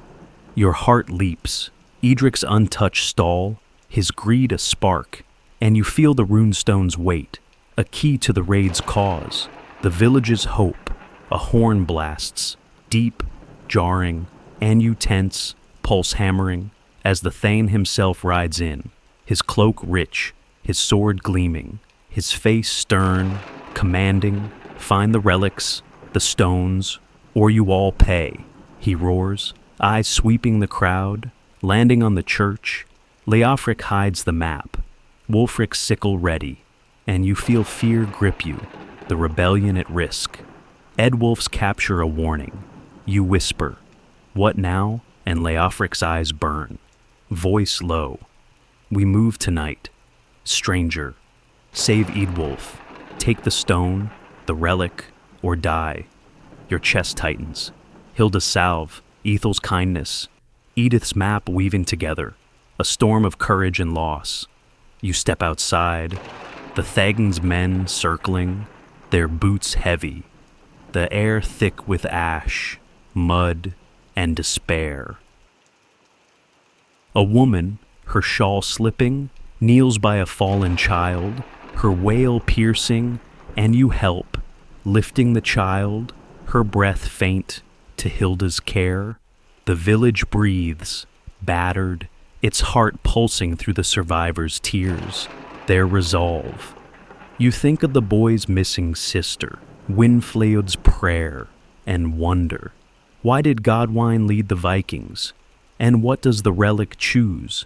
The Then's gaze lingers, his men closing in, and you slip back, the church's cross looming, the rune-stones marks, the cloth's map a quiet pulse, urging you toward the night's desperate fight. You stand in the church's shadowed doorway, the Then's booming command to find relics and stones still ringing, a blade over the battered Anglo-Saxon village. The morning air is thick with ash, blood, and the bitter scent of charred wood. The square a chaos of weeping survivors, smoldering huts, and Then's men, their spears glinting, eyes sharp. Your heart pounds. Eadwulf's bloodied face, Leofric's desperate plan, and Edith's woven map pulsing in your mind, a tangle of courage and peril. The rune-stone, safe in the river cave, and Cenric's cursed blade weave a web of mystery, their power a spark in the village's defiance. Ethel tends the boy by the water barrel, her thin frame trembling, while Cinnaberg binds wounds, her hands steady but weary. You clutch the reed with its etched rune, its mark a silent guide, and slip back inside, the church's cool stone walls a fleeting refuge, urging you toward the rebellion's next move. The air inside is heavy with incense, wax, and fear. The monk's chant soft, his eyes avoiding the rune tablet beneath the altar, its marks a forbidden secret. Leofric huddles with Wulfric, their faces grim, the cloth map spread, its faint runes glowing in the candlelight. Hilda, the healer, stands guard, her herb-stained hands clutching a salve pouch, her eyes fierce, watchful. You approach, heart quickening, and whisper, Then's men are close. Eadwulf's taken, your voice low, urgent. Leofric's eyes darken, knife glinting as he traces the map. We save him, stranger, tonight, with the stone, the relic. Edith's map shows a path, through the wood, to the Theng's hall. Your chest tightens, the plan bold, reckless, a thread to the Viking raid. Godwine's betrayal. Wulfric grips his sickle, voice rough. Eadwulf knows the cave, the blade, stranger. If he talks, we're done. You nod, fear rising, and ask Hilda about the relic's power, the reed's rune burning in your hand. She leans close, voice low, her breath sharp with herbs. The blade chooses, stranger, glows for the true, burns the false. It's why Edric hunts it, why Vikings came. Her words spark, a puzzle of faith and greed, and you feel the rune-stones weight. Its marks a call to the old gods, the village's hope. You ask, cautious, who might betray again? Leofric's warning vivid, and Hilda's eyes flicker, scanning the church, landing on a young man, silent, his cloak patched, his gaze averted. Leofric notices, his voice a hiss. Oric, you're too quiet. What do you know? The man, Eric, flinches, hands trembling, muttering, nothing. I swear, I'm with you. Your heart leaps, his fear a shadow, a spark of doubt. And you step closer, voice calm, asking why he's nervous. He stammers, eyes darting to the door. Thane's men, they watch, they know. Leofric grabs his arm, knife raised, but Hilda stops him, voice sharp. Not here, Leofric. We need him. For now.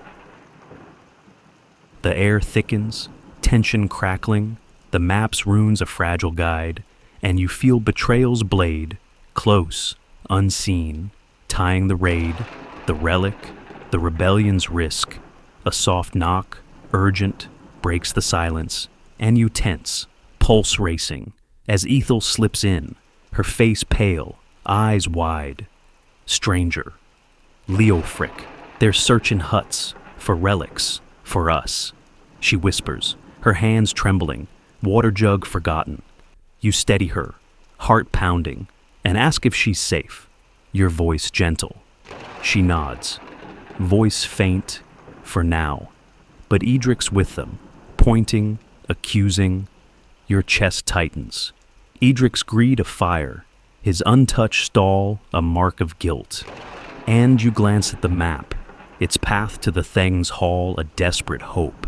Leofric folds the cloth, tucking it safe, and whispers, we meet at dusk.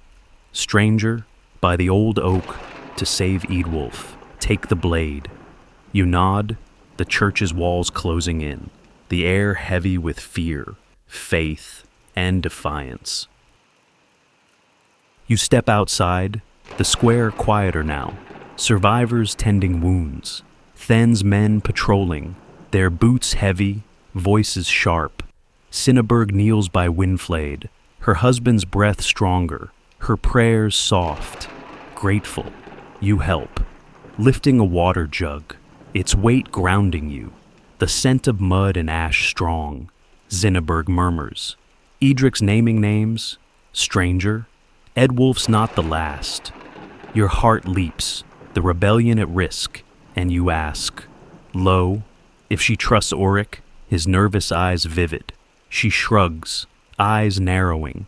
He's weak, stranger, might break under Then's gold.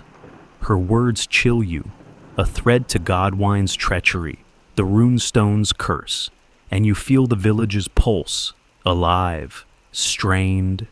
You move toward Edith's hut, the sun climbing, its light weak, the air warm, the scent of damp straw and livestock rising. Edith sits outside, her son carving a new wooden bird, his small hands steady, her face weary but resolute. You kneel, offering the reed, its rune glinting, and whisper, Leofric's ready. Your map guides us. Her eyes brighten, a spark of hope, and she murmurs, Take it, stranger, to the hall. Free Edwulf. Keep the stone. You nod, tucking the reed safe. The cloth's runes a map to freedom, and ask if she fears betrayal. Oryx's face in your mind. She nods, voice soft, some bend, stranger, for bread, for safety, but we endure. A shout, harsh, pulls you back, and you turn, heart racing, to see Than's men dragging another, a woman, her hair loose, her cries sharp, defiant. I hid nothing, she shouts, but a guard strikes her, blood bright on her cheek, and you flinch, anger flaring, the village's pain a weight. You step closer, heart pounding, and recognize Hilda's sister, her cloak torn, her eyes fierce despite the pain. You want to help, to shout, but Edith grips your arm, whispering, Not now. Stranger, they'll take you too. You nod, breath shallow, and slip back, the square's chaos swelling, the scent of blood and ash thick, the Then's power a crushing force. You find Leofric by the oak, dusk falling, the air cool, the scent of pine and moss strong, the wood alive in rustling leaves, an owl's soft hoot. Hilda joins, her salve pouch bulging, her face grim, while Wulfric carries a sack, his sickle hidden, eyes sharp. Eric trails, his steps hesitant, his eyes darting, and you watch him, heart quickening, betrayal, a shadow. Leofric spreads the map. Its runes a path through the wood to the Then's hall, a timber fortress on a hill, its walls high, guarded. We free Eadwulf. Take the blade, stranger, before Edric sells it. Leofric whispers, knife ready. You nod, the reed's rune, the cloth's map a spark, and ask, cautious, about Auric. Your voice low, Leofric's eyes narrow, glancing at Auric, who shifts, muttering, I'm true, I swear. Hilda snorts, voice sharp, prove it, boy, or stay behind. Auric nods, face pale, and you feel doubt gnaw, his fear a blade, the rebellion's risk growing. A twig snaps, loud, and you freeze, pulse hammering as a figure moves, cloaked, too far to see. Spy, Leofric hisses, knife raised, and you crouch, the ground damp, leaves sticking to your hands. The figure vanishes, the wood silent, the air thick with tension, pine, and fear. Leofric signals, we move, now, stranger, to the hall. You follow, the map's runes guiding, the relics glow a whispered promise. Edwulf's fate, the village's hope hanging in the balance. You reach the hall's shadow, its walls looming, torches flaring, guards pacing, their spears glinting. Edwulf's voice, faint, pained, drifts from a shed, and you feel resolve harden, the rune-stones safe, the blade's power a fire in your gut.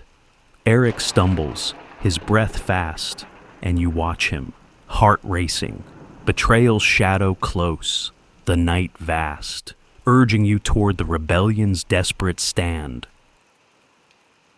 You crouch in the shadow of the Then's hall, its timber walls looming, their rough grain lit by flickering torches, the night air cool and sharp with the scent of pine, damp earth, and distant wood smoke. The Anglo-Saxon village lies behind, its smoldering huts and weeping survivors a heavy weight, while Eadwulf's faint, pained cries drift from a nearby shed, a spark in your racing heart. Leofric kneels beside you, his knife glinting, eyes sharp, tracing Edith's cloth map, its runes a fragile guide to the rune-stones cave and the cursed blade. Hilda's herb pouch swings, her face grim, Wulfric's sickle hidden, his breath steady, but Ulrich lingers, his patched cloak trembling, his eyes darting, a shadow of doubt. The reed's etched rune burns in your hand.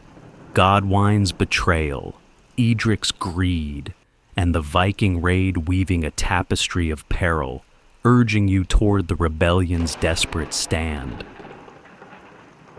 The hall's guards pace, their spears clinking, voices low, their leather armor creaking in the quiet.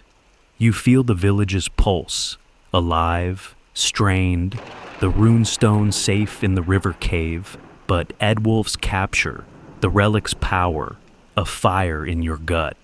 Leofric whispers, "Stranger, we free Eadwulf. Find the blade, now, or lose all." You nod, heart pounding, and point to Ulrich, your voice low, cautious, asking if he's true. Leofric's eyes narrow, gripping Ulrich's arm. "Speak, boy, or stay." Ulrich stammers, face pale. "I'm with you, I swear," but his hands shake, and Hilda snorts, voice sharp, "Prove it, or run." You feel betrayal's blade, close, unseen, and watch him. The night thick with tension, pine, and fear. A soft rustle pulls you back, and you tense, pulse racing, as a figure slips from the shed, cloaked, swift, carrying a small sack, its contents glinting, metallic. You recognize the gate, Edric, his greed a spark, likely holding the blade, stolen from Senric's forge. Leofric curses, knife ready, whispering, "He's got it. Stranger, we follow." You nod, the group moving, silent, through the wood, the ground soft with leaves, the scent of moss and mud strong. Eric lags, his steps hesitant, and you glance back, heart quickening, his fear a warning, Godwine's treachery echoing. The path slopes to the river, its gurgle growing, reeds swaying, their scent fresh, a faint calm amid the chase. Edric reaches the riverbank, kneeling by a willow, digging, his hands swift, the sack open, the blade's runes glowing faint, eerie, casting shadows on the water. You crouch, hidden by reeds, heart pounding, and whisper to Leofric, he's burying it. Why Hilda leans close, voice low, her breath sharp with herbs. To sell, stranger, to Vikings, to Thane, whoever pays. Your chest tightens, Edric's greed a poison, tying the raid, the relic's curse, and you feel the rune-stones weight. Its marks a call to stop him. Leofric signals, "Now, we take him," but Ulrich gasps, loud, clumsy, and Edric spins, eyes wide, blade raised, its glow pulsing, unnatural. Traitors. Edric snarls, lunging, the blade slashing, its edge catching torchlight. You dodge, mud slick beneath you, heart hammering. As Leofric tackles him, their bodies rolling, the blade falling, its glow dimming in the mud. Wulfric grabs the sack, Hilda seizing the blade, her hands steady, but Ulrich bolts, shouting, "Guards, here." Your heart sinks, betrayal striking. Ulrich's fear turned treachery, a mirror to Godwine's. Torches flare, guards running, their spears glinting, voices barking, and you feel panic rise, the rebellion crumbling. Eadwulf still trapped. Leofric curses, pinning Edric, whispering, "Stranger, the river, escape." You grab Hilda, the blade in her hands, and run. The river's edge close, its water cold, swift, reeds whipping your face. Wulfric follows, the sack heavy, Leofric dragging Edric, his struggles weak, blood seeping from a cut. You plunge into the water, its chill biting, the current pulling, heart pounding as you swim. The blades glow faint, guiding you to the cave, its mouth dark, hidden.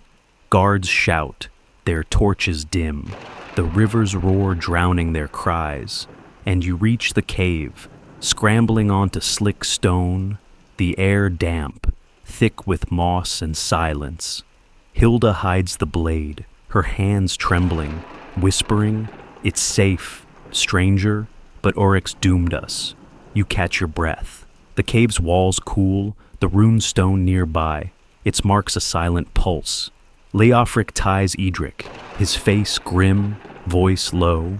He'll talk, stranger, but the blade's ours, for now. You ask, heart racing, what the blade means. The reed's rune glinting in your hand. Wulfric kneels, voice rough. It's a king's blade, stranger, from a lost line, holds power over land, men. Edric wanted it, to rule, to sell.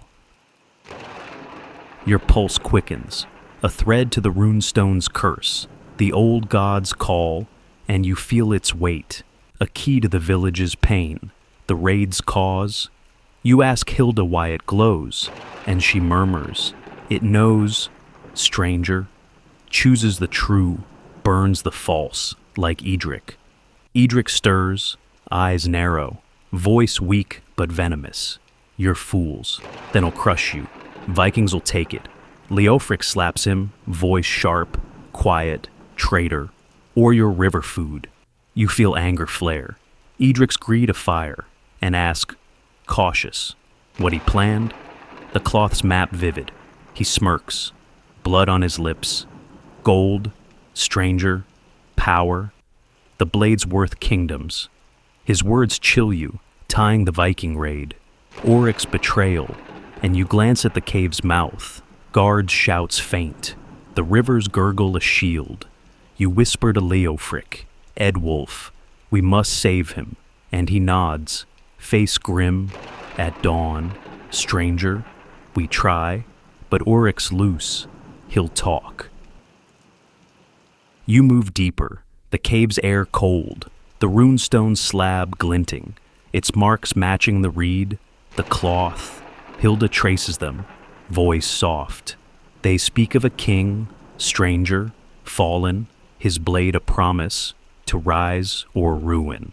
Your heart leaps, a puzzle of power, and you ask Wulfric about the king, your voice low. He shrugs, eyes distant, old tales, stranger, before the cross. A line broken, their relics cursed. You feel the blades glow, faint now, a call to act. The rebellion's hope fragile, fierce. A rustle outside, soft, makes you tense, heart pounding, but it's Ethel, her thin frame soaked, eyes wide, whispering, stranger. I followed. Guards are close. Oryx with them. Your chest tightens. Oryx betrayal, a blade. The plan unraveling, and you ask Ethel how she escaped. Your voice gentle. She trembles, voice faint. I hid. Stranger, saw Oryx point the way. He's sold us. Leofric curses, knife ready, and you feel panic rise. The cave a trap. Edwulf's fate, the village's hope at risk.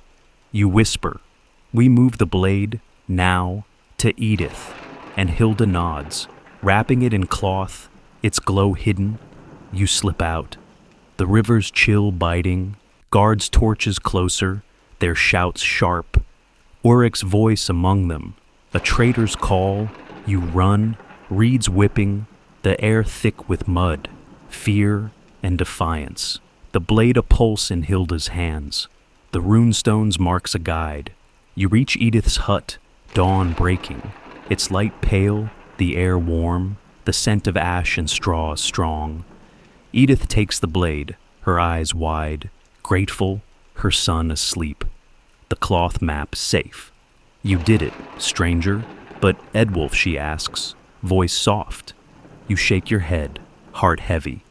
Oryx's betrayal a wound, and promise, we'll save him. Soon. Leofric guards the door, Wulfric beside him, their faces grim. Hilda tending a small fire, its warmth faint. You sit, the reed's rune glinting, the blade's glow hidden, the village's pulse alive, battered. Why did Auric turn, and what does the blade choose? The dawn rises, the Thang's men close, and you feel the rebellion's fire, fragile, fierce, urging you toward the final stand. You sit in Edith's cramped hut, the dawn's pale light seeping through the sagging thatch, casting faint shadows on the mud-plastered walls.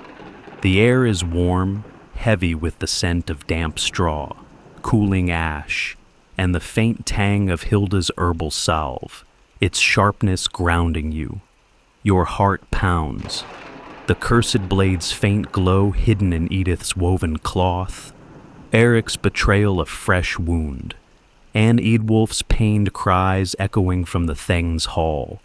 The rune-stone, safe in the river cave, pulses in your mind. Its marks a silent guide, tying the Viking raid, Edric's greed, and Leofric's rebellion. Edith cradles her sleeping son, his wooden bird clutched tight, while Leofric guards the door, his knife glinting, eyes sharp. Wulfric sharpens his sickle, face grim, and Hilda tends a small fire, its crackle a soft comfort. You clutch the reed's etched rune, its angular lines a spark, urging you toward the rebellion's final stand in the Anglo-Saxon village. The village outside stirs, survivors' murmurs mingling with the low of cattle, the scent of mud and smoke drifting through the open door. You lean close to Leofric, whispering, Eadwulf still trapped, Eric's with Then's men. What now? Your voice is low, urgent, the blade's weight heavy in the air. He meets your gaze, eyes burning, voice rough. We strike, stranger, at noon, when guards eat, free Eadwulf, face the Than. Your chest tightens, the plan bold, reckless, a thread to the raid's chaos, Godwine's treachery. Hilda nods, her hands steady, murmuring, the blade's power. Stranger, it'll guide us, burn the false. You feel its glow, faint through the cloth, a promise or curse, and ask, cautious, how to wield it, the rune-stone's marks vivid. Edith unfolds the cloth, the blade's runes glinting, their glow pulsing, eerie, casting shadows on her worn face. It chooses stranger. Hold it true, or it burns, she says, voice soft, fierce. You reach out, heart racing, fingers brushing the hilt, its metal cool, tingling, a spark of warmth spreading, not pain, a sign, perhaps, of truth. Wulfric watches, eyes wide, muttering, old king's blood, stranger, you're chosen. Your pulse quickens, a puzzle of power, and you wrap the blade, its glow dimming, the reed's rune a guide to the Than's hall. You ask Leofric about Auric, your voice low, his betrayal a blade. He snarls. He's weak. Sold us for bread. He'll pay. A soft knock, urgent, makes you start. And Leofric grips his knife, signaling silence. Ethel slips in, her thin frame trembling, eyes wide, her tunic damp with sweat. Stranger? Then's men search closer. Auric's naming names. She whispers, voice faint, fear raw. You steady her, heart pounding, and ask if she's safe, your voice gentle. She nods, clutching a clay cup, its water spilling. I hid, stranger, but Eadwulf's hurt, chained in the hall's yard. Your chest tightens, his capture a wound, and you glance at the blade, its power a spark, urging action. Leofric folds the map, tucking it safe, whispering, noon, stranger. We move, with the blade, for Eadwulf, for us. You step outside, the sun climbing, its light pale, the air thick with ash, mud, and the scent of baking bread from a surviving hut. The square lies quiet, survivors tending wounds, Thane's men patrolling, their spears glinting, voices sharp. Cinnaberg kneels by Windflade, her husband sitting now, his arm bound, her prayers soft, grateful. You approach, offering a hand, the ground slick beneath your feet, and ask Cinnaberg about Ulrich. Your voice low, she frowns, eyes narrowing. He's with Edric, stranger, whispering, pointing, a snake. Her words chill you, a thread to the Viking raid, the relics hunt, and you feel anger flare. The blades glow a fire in your gut. You move toward the hall, scouting. The wood's edge close, its pines rustling, their scent sharp, calming. Wulfric follows, his sickle hidden, eyes scanning the guards, their armor creaking, laughter loud as they share ale, unaware. You spot Edwulf, chained to a post, his face bruised, blood caking his tunic, his eyes half open, pained. Your heart leaps, resolve hardening, and you whisper to Wulfric, "We free him, noon, with the blade." He nods, face grim, but a rustle behind makes you tense, pulse racing. Eric stepping from the trees, his cloak torn, eyes wide, pleading. Stranger. "I didn't mean it, I swear, let me help." He stammers, hands raised. Leofric appears, knife drawn, voice a hiss. "Traitor, you sold us." He lunges, but you grab his arm, heart pounding, urging calm. "Wait, Leofric, hear him," you say, voice steady. Eric's fear, a puzzle. Auric kneels, voice trembling. "Edric forced me, stranger, gold, my sister's life. I had no choice." Your chest tightens, his words a spark. Edric's greed a poison, but Hilda snorts, voice sharp. "Lies. Boy, you chose, you ask, cautious. What he offers, the reed's rune glinting." He murmurs, "I know the hall. Stranger, a back gate, unguarded. I'll lead you." Leofric hesitates, eyes narrowing, but nods. One chance, Eric, or you're dead. The sun nears noon, the air warm, the scent of pine and mud strong. The hall's guards eating, their laughter loud, careless. You gather by the oak, Leofric, Wulfric, Hilda, Ethel, Eric, the blade in your hands, its glow faint, pulsing, a guide. Edith joins, her son safe with Cinnaberg, her eyes fierce, whispering, "For Edwulf, stranger, for us." You nod, the cloths map a path, the rune-stones marks a call, and follow Eric. The wood's shadows deep, the ground soft, leaves sticking to your shoes. The back gate looms, wooden, splintered, unguarded, as Auric promised. But your heart races, his betrayal a shadow, the blade's warmth a fragile trust. You slip through, the hall's yard quiet, Edwulf chained, his breath weak, guards distant, their ale horns raised.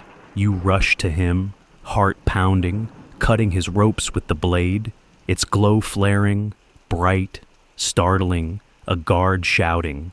Intruders, your pulse hammers, Ulrich bolting, his promise broken, shouting, "Here, they're here." Leofric curses, knife ready, as guards swarm, spears glinting, Edric among them, his eyes wide, greedy, fixed on the blade. You lift it, its glow burning, hot but not painful, a fire in your hands, and swing, guards faltering, their eyes wide, fearing its power. Wulfric frees Edwulf, his arm around him, Hilda throwing herbs, their smoke choking, guards coughing, the air thick with ash, fear and defiance. Leofric fights, knife flashing, blood bright, but Edric lunges, grabbing for the blade, his hands burning, screaming, the glow searing his flesh. You pull back, heart racing, the blade choosing, as Hilda said, burning the false, and Edric falls, writhing, his greed undone. The Then appears, sword drawn, voice roaring, enough, rebels, you die, you freeze, pulse hammering, the blade's glow fading, guards closing. Eric's betrayal a blade struck. Edwulf weak, the rebellion teetering, a horn blasts, sudden, deep, and you spin, heart leaping, as villagers flood the yard. Cinneberg, Winflad, others, wielding sickles, staffs, their faces fierce, shouting, for freedom, the guards waver, the Then sword lowering, outnumbered, his eyes wide, uncertain. Leofric rallies, voice raw, now, stranger, for the village. You swing the blade, its glow flaring, guards fleeing, the Then retreating, his power broken, for now. You help Eadwulf stand, his breath faint, grateful, and run. The group tight, the blade safe, the air thick with mud, blood, and hope, the village's pulse alive, fierce. You reach Edith's hut, dusk falling, the air cool, the scent of straw and ash strong. Eadwulf rests, Hilda tending him, Ethel bringing water, her eyes bright, relieved. You sit, the blade wrapped, its glow dim, the reed's rune a quiet pulse. Why did Eric turn again? And what does the blade's choice mean? The village breathes, its heart beating through the survivors' cries, their defiance, and you feel the rebellion's fire, fragile, fierce, urging you toward a fragile dawn. You sit in Edith's hut, the dusk's soft light filtering through the thatched roof, casting gentle shadows across the mud-plastered walls. The air is cool, thick with the scent of damp straw, Hilda's herbal salve, and the faint warmth of a small fire, its crackle a quiet comfort. Your heart still races, the blade's searing glow, Edric's burned hands, and the villagers' defiant surge against the Then's men, vivid, a tapestry of courage and triumph. Edwulf rests, his bruised face easing under Hilda's care, while Ethel pours water into clay cups, her thin frame steady, her eyes bright with relief.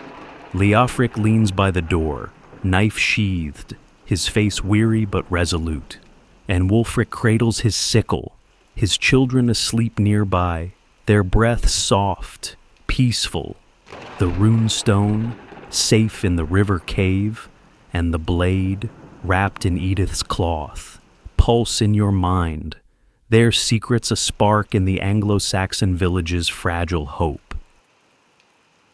You hold the reed, its etched rune a faint guide, urging you to reflect, to heal, as the village breathes, battered but alive.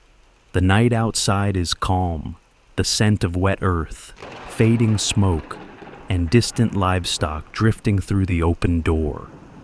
You step out, shoes sinking into the mud, the stars bright above, their light soft on the village's scarred huts, some still smoldering, others standing, resilient.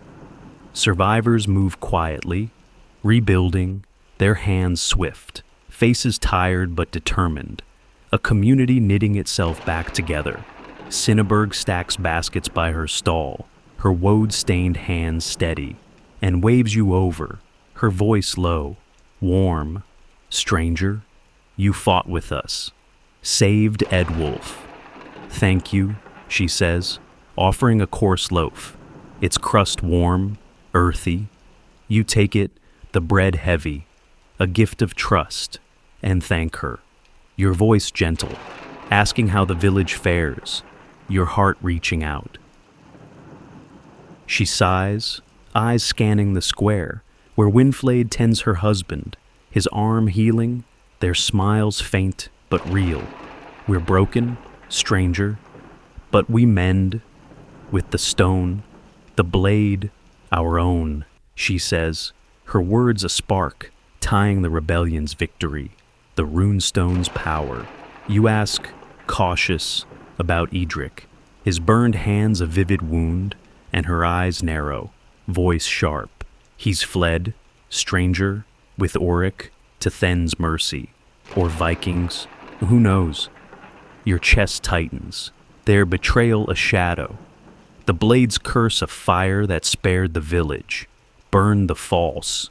You bite the bread, its taste gritty, grounding, and feel the reed's rune, a thread to the rune stone, the old god's call, a mystery lingering. You walk the square, the air cool, the scent of mud, straw, and fresh-cut wood strong. Villagers hammering posts, patching roofs, their voices soft, hopeful. A woman, her shawl slipping, weaves a new basket, her fingers swift, murmuring a prayer to Frigg, goddess of hearth, a quiet echo of Eadbur's ritual. You pause, asking her name, your voice gentle, and she smiles, eyes tired, ethel flayed, stranger, we start anew, thanks to you. Your heart warms, her gratitude a balm, and you ask if she fears the Thang's return. Edric's greed vivid, she shrugs, voice soft, he'll come, stranger, but we're stronger. The blade's ours. Her words spark, a fragile hope. The village's pulse alive, fierce. You spot Ethel, carrying the water jug, her steps lighter, her face flushed with purpose. You approach, offering to help. The jug heavy, cool in your hands, and ask how she feels. Your voice soft. She smiles, eyes bright, whispering, free, stranger, for now. With Edwulf safe, the stone hidden. You nod, her courage a mirror to Edith's Cinnaberg's, and ask, low, about the blade's glow, its choice to spare you. Her eyes widen, voice faint. It knows, stranger, the true heart, like yours. It burned Edric, spared us. Your pulse quickens. The blade's power a puzzle, tying the rune-stones' marks, the old king's legacy, and you feel its weight, a key to the village's survival. A soft chant drifts from the church, monks praying, their voices steady, a contrast to the pagan rites, the rune-stones' curse. You walk closer, the stone walls cool, the scent of wax and incense strong, and see the monk from the raid, his tonsure gleaming, his eyes wary but calm. You ask, cautious, about the rune tablet beneath the altar. It marks a spark in your mind, and he hesitates, voice low. It's old, stranger, pagan, but we keep it to understand, to guard. His words chill you, a thread to the blade's power, the village's faith, and you wonder, why guard what they fear, unless it holds truth? You nod, the reed's rune glinting, and step back, the church's cross looming, a balance of old and new. You return to Edith's hut, the fire's glow soft, Hilda tending Eadwulf, his breath stronger, his eyes open, grateful. Stranger, you freed me, he murmurs, voice weak, and you kneel, heart warm, asking what he told the Thane. Eric's betrayal vivid. He shakes his head, voice rough. Nothing, stranger, I swore, but Eric spoke of the stone, the blade. Your chest tightens, the rebellion's risk lingering, and you glance at the blade, its glow dim, wrapped, a silent pulse. Leofric sits, cleaning his knife, voice low. We're safe, stranger, for now, but then I'll hunt. Edric's out there. You nod, the village's hope fragile, fierce, urging you to stay, to protect. Wulfric offers you a blanket, its wool rough, warm, and you sit, the air thick with straw, solve, and quiet resolve. Elfgifu stirs pottage, her eyes soft, grateful, whispering, You're one of us. Stranger, stay. Your heart swells. Their trust a balm. And you ask Edith about the cloth's runes, your voice low, the reed glinting. She smiles, voice soft. Their hope, stranger, a map to freedom, to keep what's ours. You feel the rune-stones weight. Its marks a call. The blades glow a promise and wonder. Why do they endure when lords and traitors press close? The fire crackles, a gentle lull, the village's pulse softening. Alive, you step outside, the night deep, stars bright, the air cool, the scent of mud, wood, and hope strong. A child, Edith's son, runs past, his wooden bird soaring, his laughter a spark, a sign of healing. You smile, the village rebuilding, its heart beating through Cinnaberg's baskets, Ethel's water, Hilda's herbs. A man, a herder, leans by a fence, his staff steady, murmuring, "We'll grow, stranger, beyond their reach." His words echo Ethel Flaed's, a promise of freedom, and you feel the blade's choice, the rune-stone's mystery, a quiet pulse in the storm's wake. You return to the hut, the blanket warm, the fire's glow soft, the village's hope wrapping around you, urging you toward a gentle dawn. You lie back, the earth cool, the night vast, the reed's rune safe, its marks a guide, the blades glow, Edwulf's rescue, the villagers stand weave a tapestry of courage, loss, and hope. You hear a distant owl, its hoot soft, the wind rustling the thatch, and feel the village's pulse, alive, resilient. Why did the blade choose you? And what lies beyond the Thegn's reach? The fire's crackle soothes, the air thick with straw, salve, and peace, and you drift, the village's heart, its fragile hope, pulling you toward a calm, healing rest. The dawn, a whisper of new beginnings. You wake in Edith's hut, the soft glow of morning light filtering through the woven curtains, casting delicate patterns across the packed earth floor. The air is gentle, warm with the scent of fresh straw, cooling embers, and the faint sweetness of baked apples, a quiet offering from Ulfgifu's hands. Your heart rests easier now, the blade's searing glow, Edwulf's rescue, and the villagers' defiant stand against the Thane of vivid memory, softened by the village's healing pulse.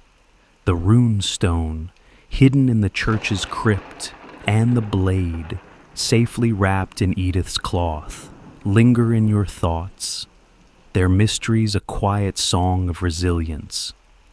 Edith hums softly, mending her son's cloak, while Ethel sweeps the hearth, her movements light, her face calm. Leofric sits outside, whittling a spear, his laughter mingling with Wulfric's, a rare sound of camaraderie. You rise, the blanket slipping, the reed's rune-stone cool in your palm, and step into the Anglo-Saxon village, its heart beating steady, alive with fragile hope. The morning air is crisp, carrying the scent of dew-kissed grass, fresh wood, and the distant low of cattle. The square hums gently, villagers moving with purpose, their hands swift, rebuilding huts with new thatch, stacking firewood, and sharing bread. Cinnaberg weaves baskets, her stall bright, her smile warm as she waves you over. "Stranger, you're family now," she says, offering a small woven charm. Its reeds soft, a token of gratitude. You take it, its texture grounding you, and thank her, voice soft. Asking how the village dreams, your heart open. She points to the hills, their green slopes rolling under a pale sky. We dream of fields, stranger, free from Thane's shadow, with our own. Her words spark, a thread to Ethelflaed's hope, the village's quiet defiance, and you feel their strength, a promise of renewal. You walk the paths, shoes soft on the mud, the air alive with the scent of baking bread, the laughter of children chasing a stray lamb, their joy a spark in the village's healing. A man, his hands calloused from plowing, hammers a fence post, his voice steady, singing. The earth holds us, our roots deep. He nods to you, smiling, stranger. We build for our kin, thanks to you. Your heart lifts, his gratitude a balm, and you ask if he fears Edric's return, the blade's curse lingering. He shrugs, eyes calm. Let him come. Stranger, we're ready. The blade's ours. His resolve echoes Cinnaberg's, a quiet power, and you feel the rune-stones' marks, a gentle pulse, tying their dreams to the old god's whisper. You pause by the stream, its waters gurgling, reeds swaying, their scent fresh, soothing. Ethel joins you, carrying a clay jug, her eyes bright, her smile soft. You stayed, stranger, helped us, she says, offering a sip, the water cool, sweet. You thank her, asking her hopes, your voice gentle, and she gazes at the stream, voice low, to live, stranger, to sing, to see my brother free. You nod, her courage a mirror to Edith's, and ask about the blade's glow, its choice to spare you. The rune-stone's mystery vivid. She smiles, faint, the stream. It saw you, stranger, your truth, like ours. It guards us. Her words warm you, the blade's power a bond, and you feel its weight, a key to the village's peace. The church stands nearby, its stone walls weathered, the cross softened by moss. A quiet balance of faith. You approach, the air cool, the scent of wax and herbs drifting from within, and you see the monk, his tonsure gleaming, his face serene now, tending a small garden. You ask about the rune tablet, its marks a spark, and he meets your gaze, voice soft. It's safe, stranger, a bridge to our past.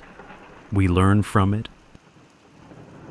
His words stir you, a thread to the blade's truth, the village's resilience, and you wonder, why keep it close, unless it holds their story? You nod, the reed's charm glinting, and step back, the village's pulse a gentle, steady, alive. You return to Wulfric's hut, the fire's warmth welcoming, its glow soft, the scent of apple stew filling the air. Hilda tends to a child, her salve soothing a scraped knee, her laughter light, while Eadwulf sits up, carving wood, his strength returning, his gratitude clear. Stranger, you risked all, he says, offering a carved hand, small, intricate, a symbol of thanks. You take it, heart full, and sit with Leofric, his spear finished, his voice calm. We're whole, stranger, for now, but then's men may stir. Edric's shadow lingers. You nod. The village's hope a fragile flame, and ask Edith about the cloth's runes, their meaning a quiet call. She unfolds the cloth, its runes faint, glowing in the firelight, and smiles, voice soft. They're ours, stranger, a map to our hearts, to keep us free. You feel their power, a thread to the rune-stone, the blade's choice, and wonder, why do they endure? When shadows loom, Elfgifu offers you a bowl of stew, its warmth spreading, and you eat, the apple sweet, the village's love a balm. Wulfric claps your shoulder, voice rough, warm. Stay, stranger, you're ours. Your heart swells, their trust a home, and you lie back, the blanket soft, the fire's crackle a lullaby. the air thick with stew, straw, and peace. You close your eyes, the village's pulse wrapping around you, its heart beating through Cinnaberg's baskets. Ethel's water, Hilda's herbs, Edwulf's carving, the blades glow, the rune-stones marks, the villagers stand weave a tapestry of courage, loss, and hope. A distant bird calls, soft, the wind rustling the thatch, and you feel the village's dreams, alive, resilient. Why did the blade choose you, and what lies beyond the hills? The fire's warmth soothes, the night vast, gentle, and you drift. The village's hope, its quiet strength, pulling you toward a calm, healing rest. The dawn, a promise of new beginnings. You lie in Edith's hut, the fire's gentle glow fading, its embers casting a soft warmth across the woven blankets and earthen floor. The air is calm, filled with the lingering scent of apple stew, fresh straw, and the quiet breath of the village settling into night.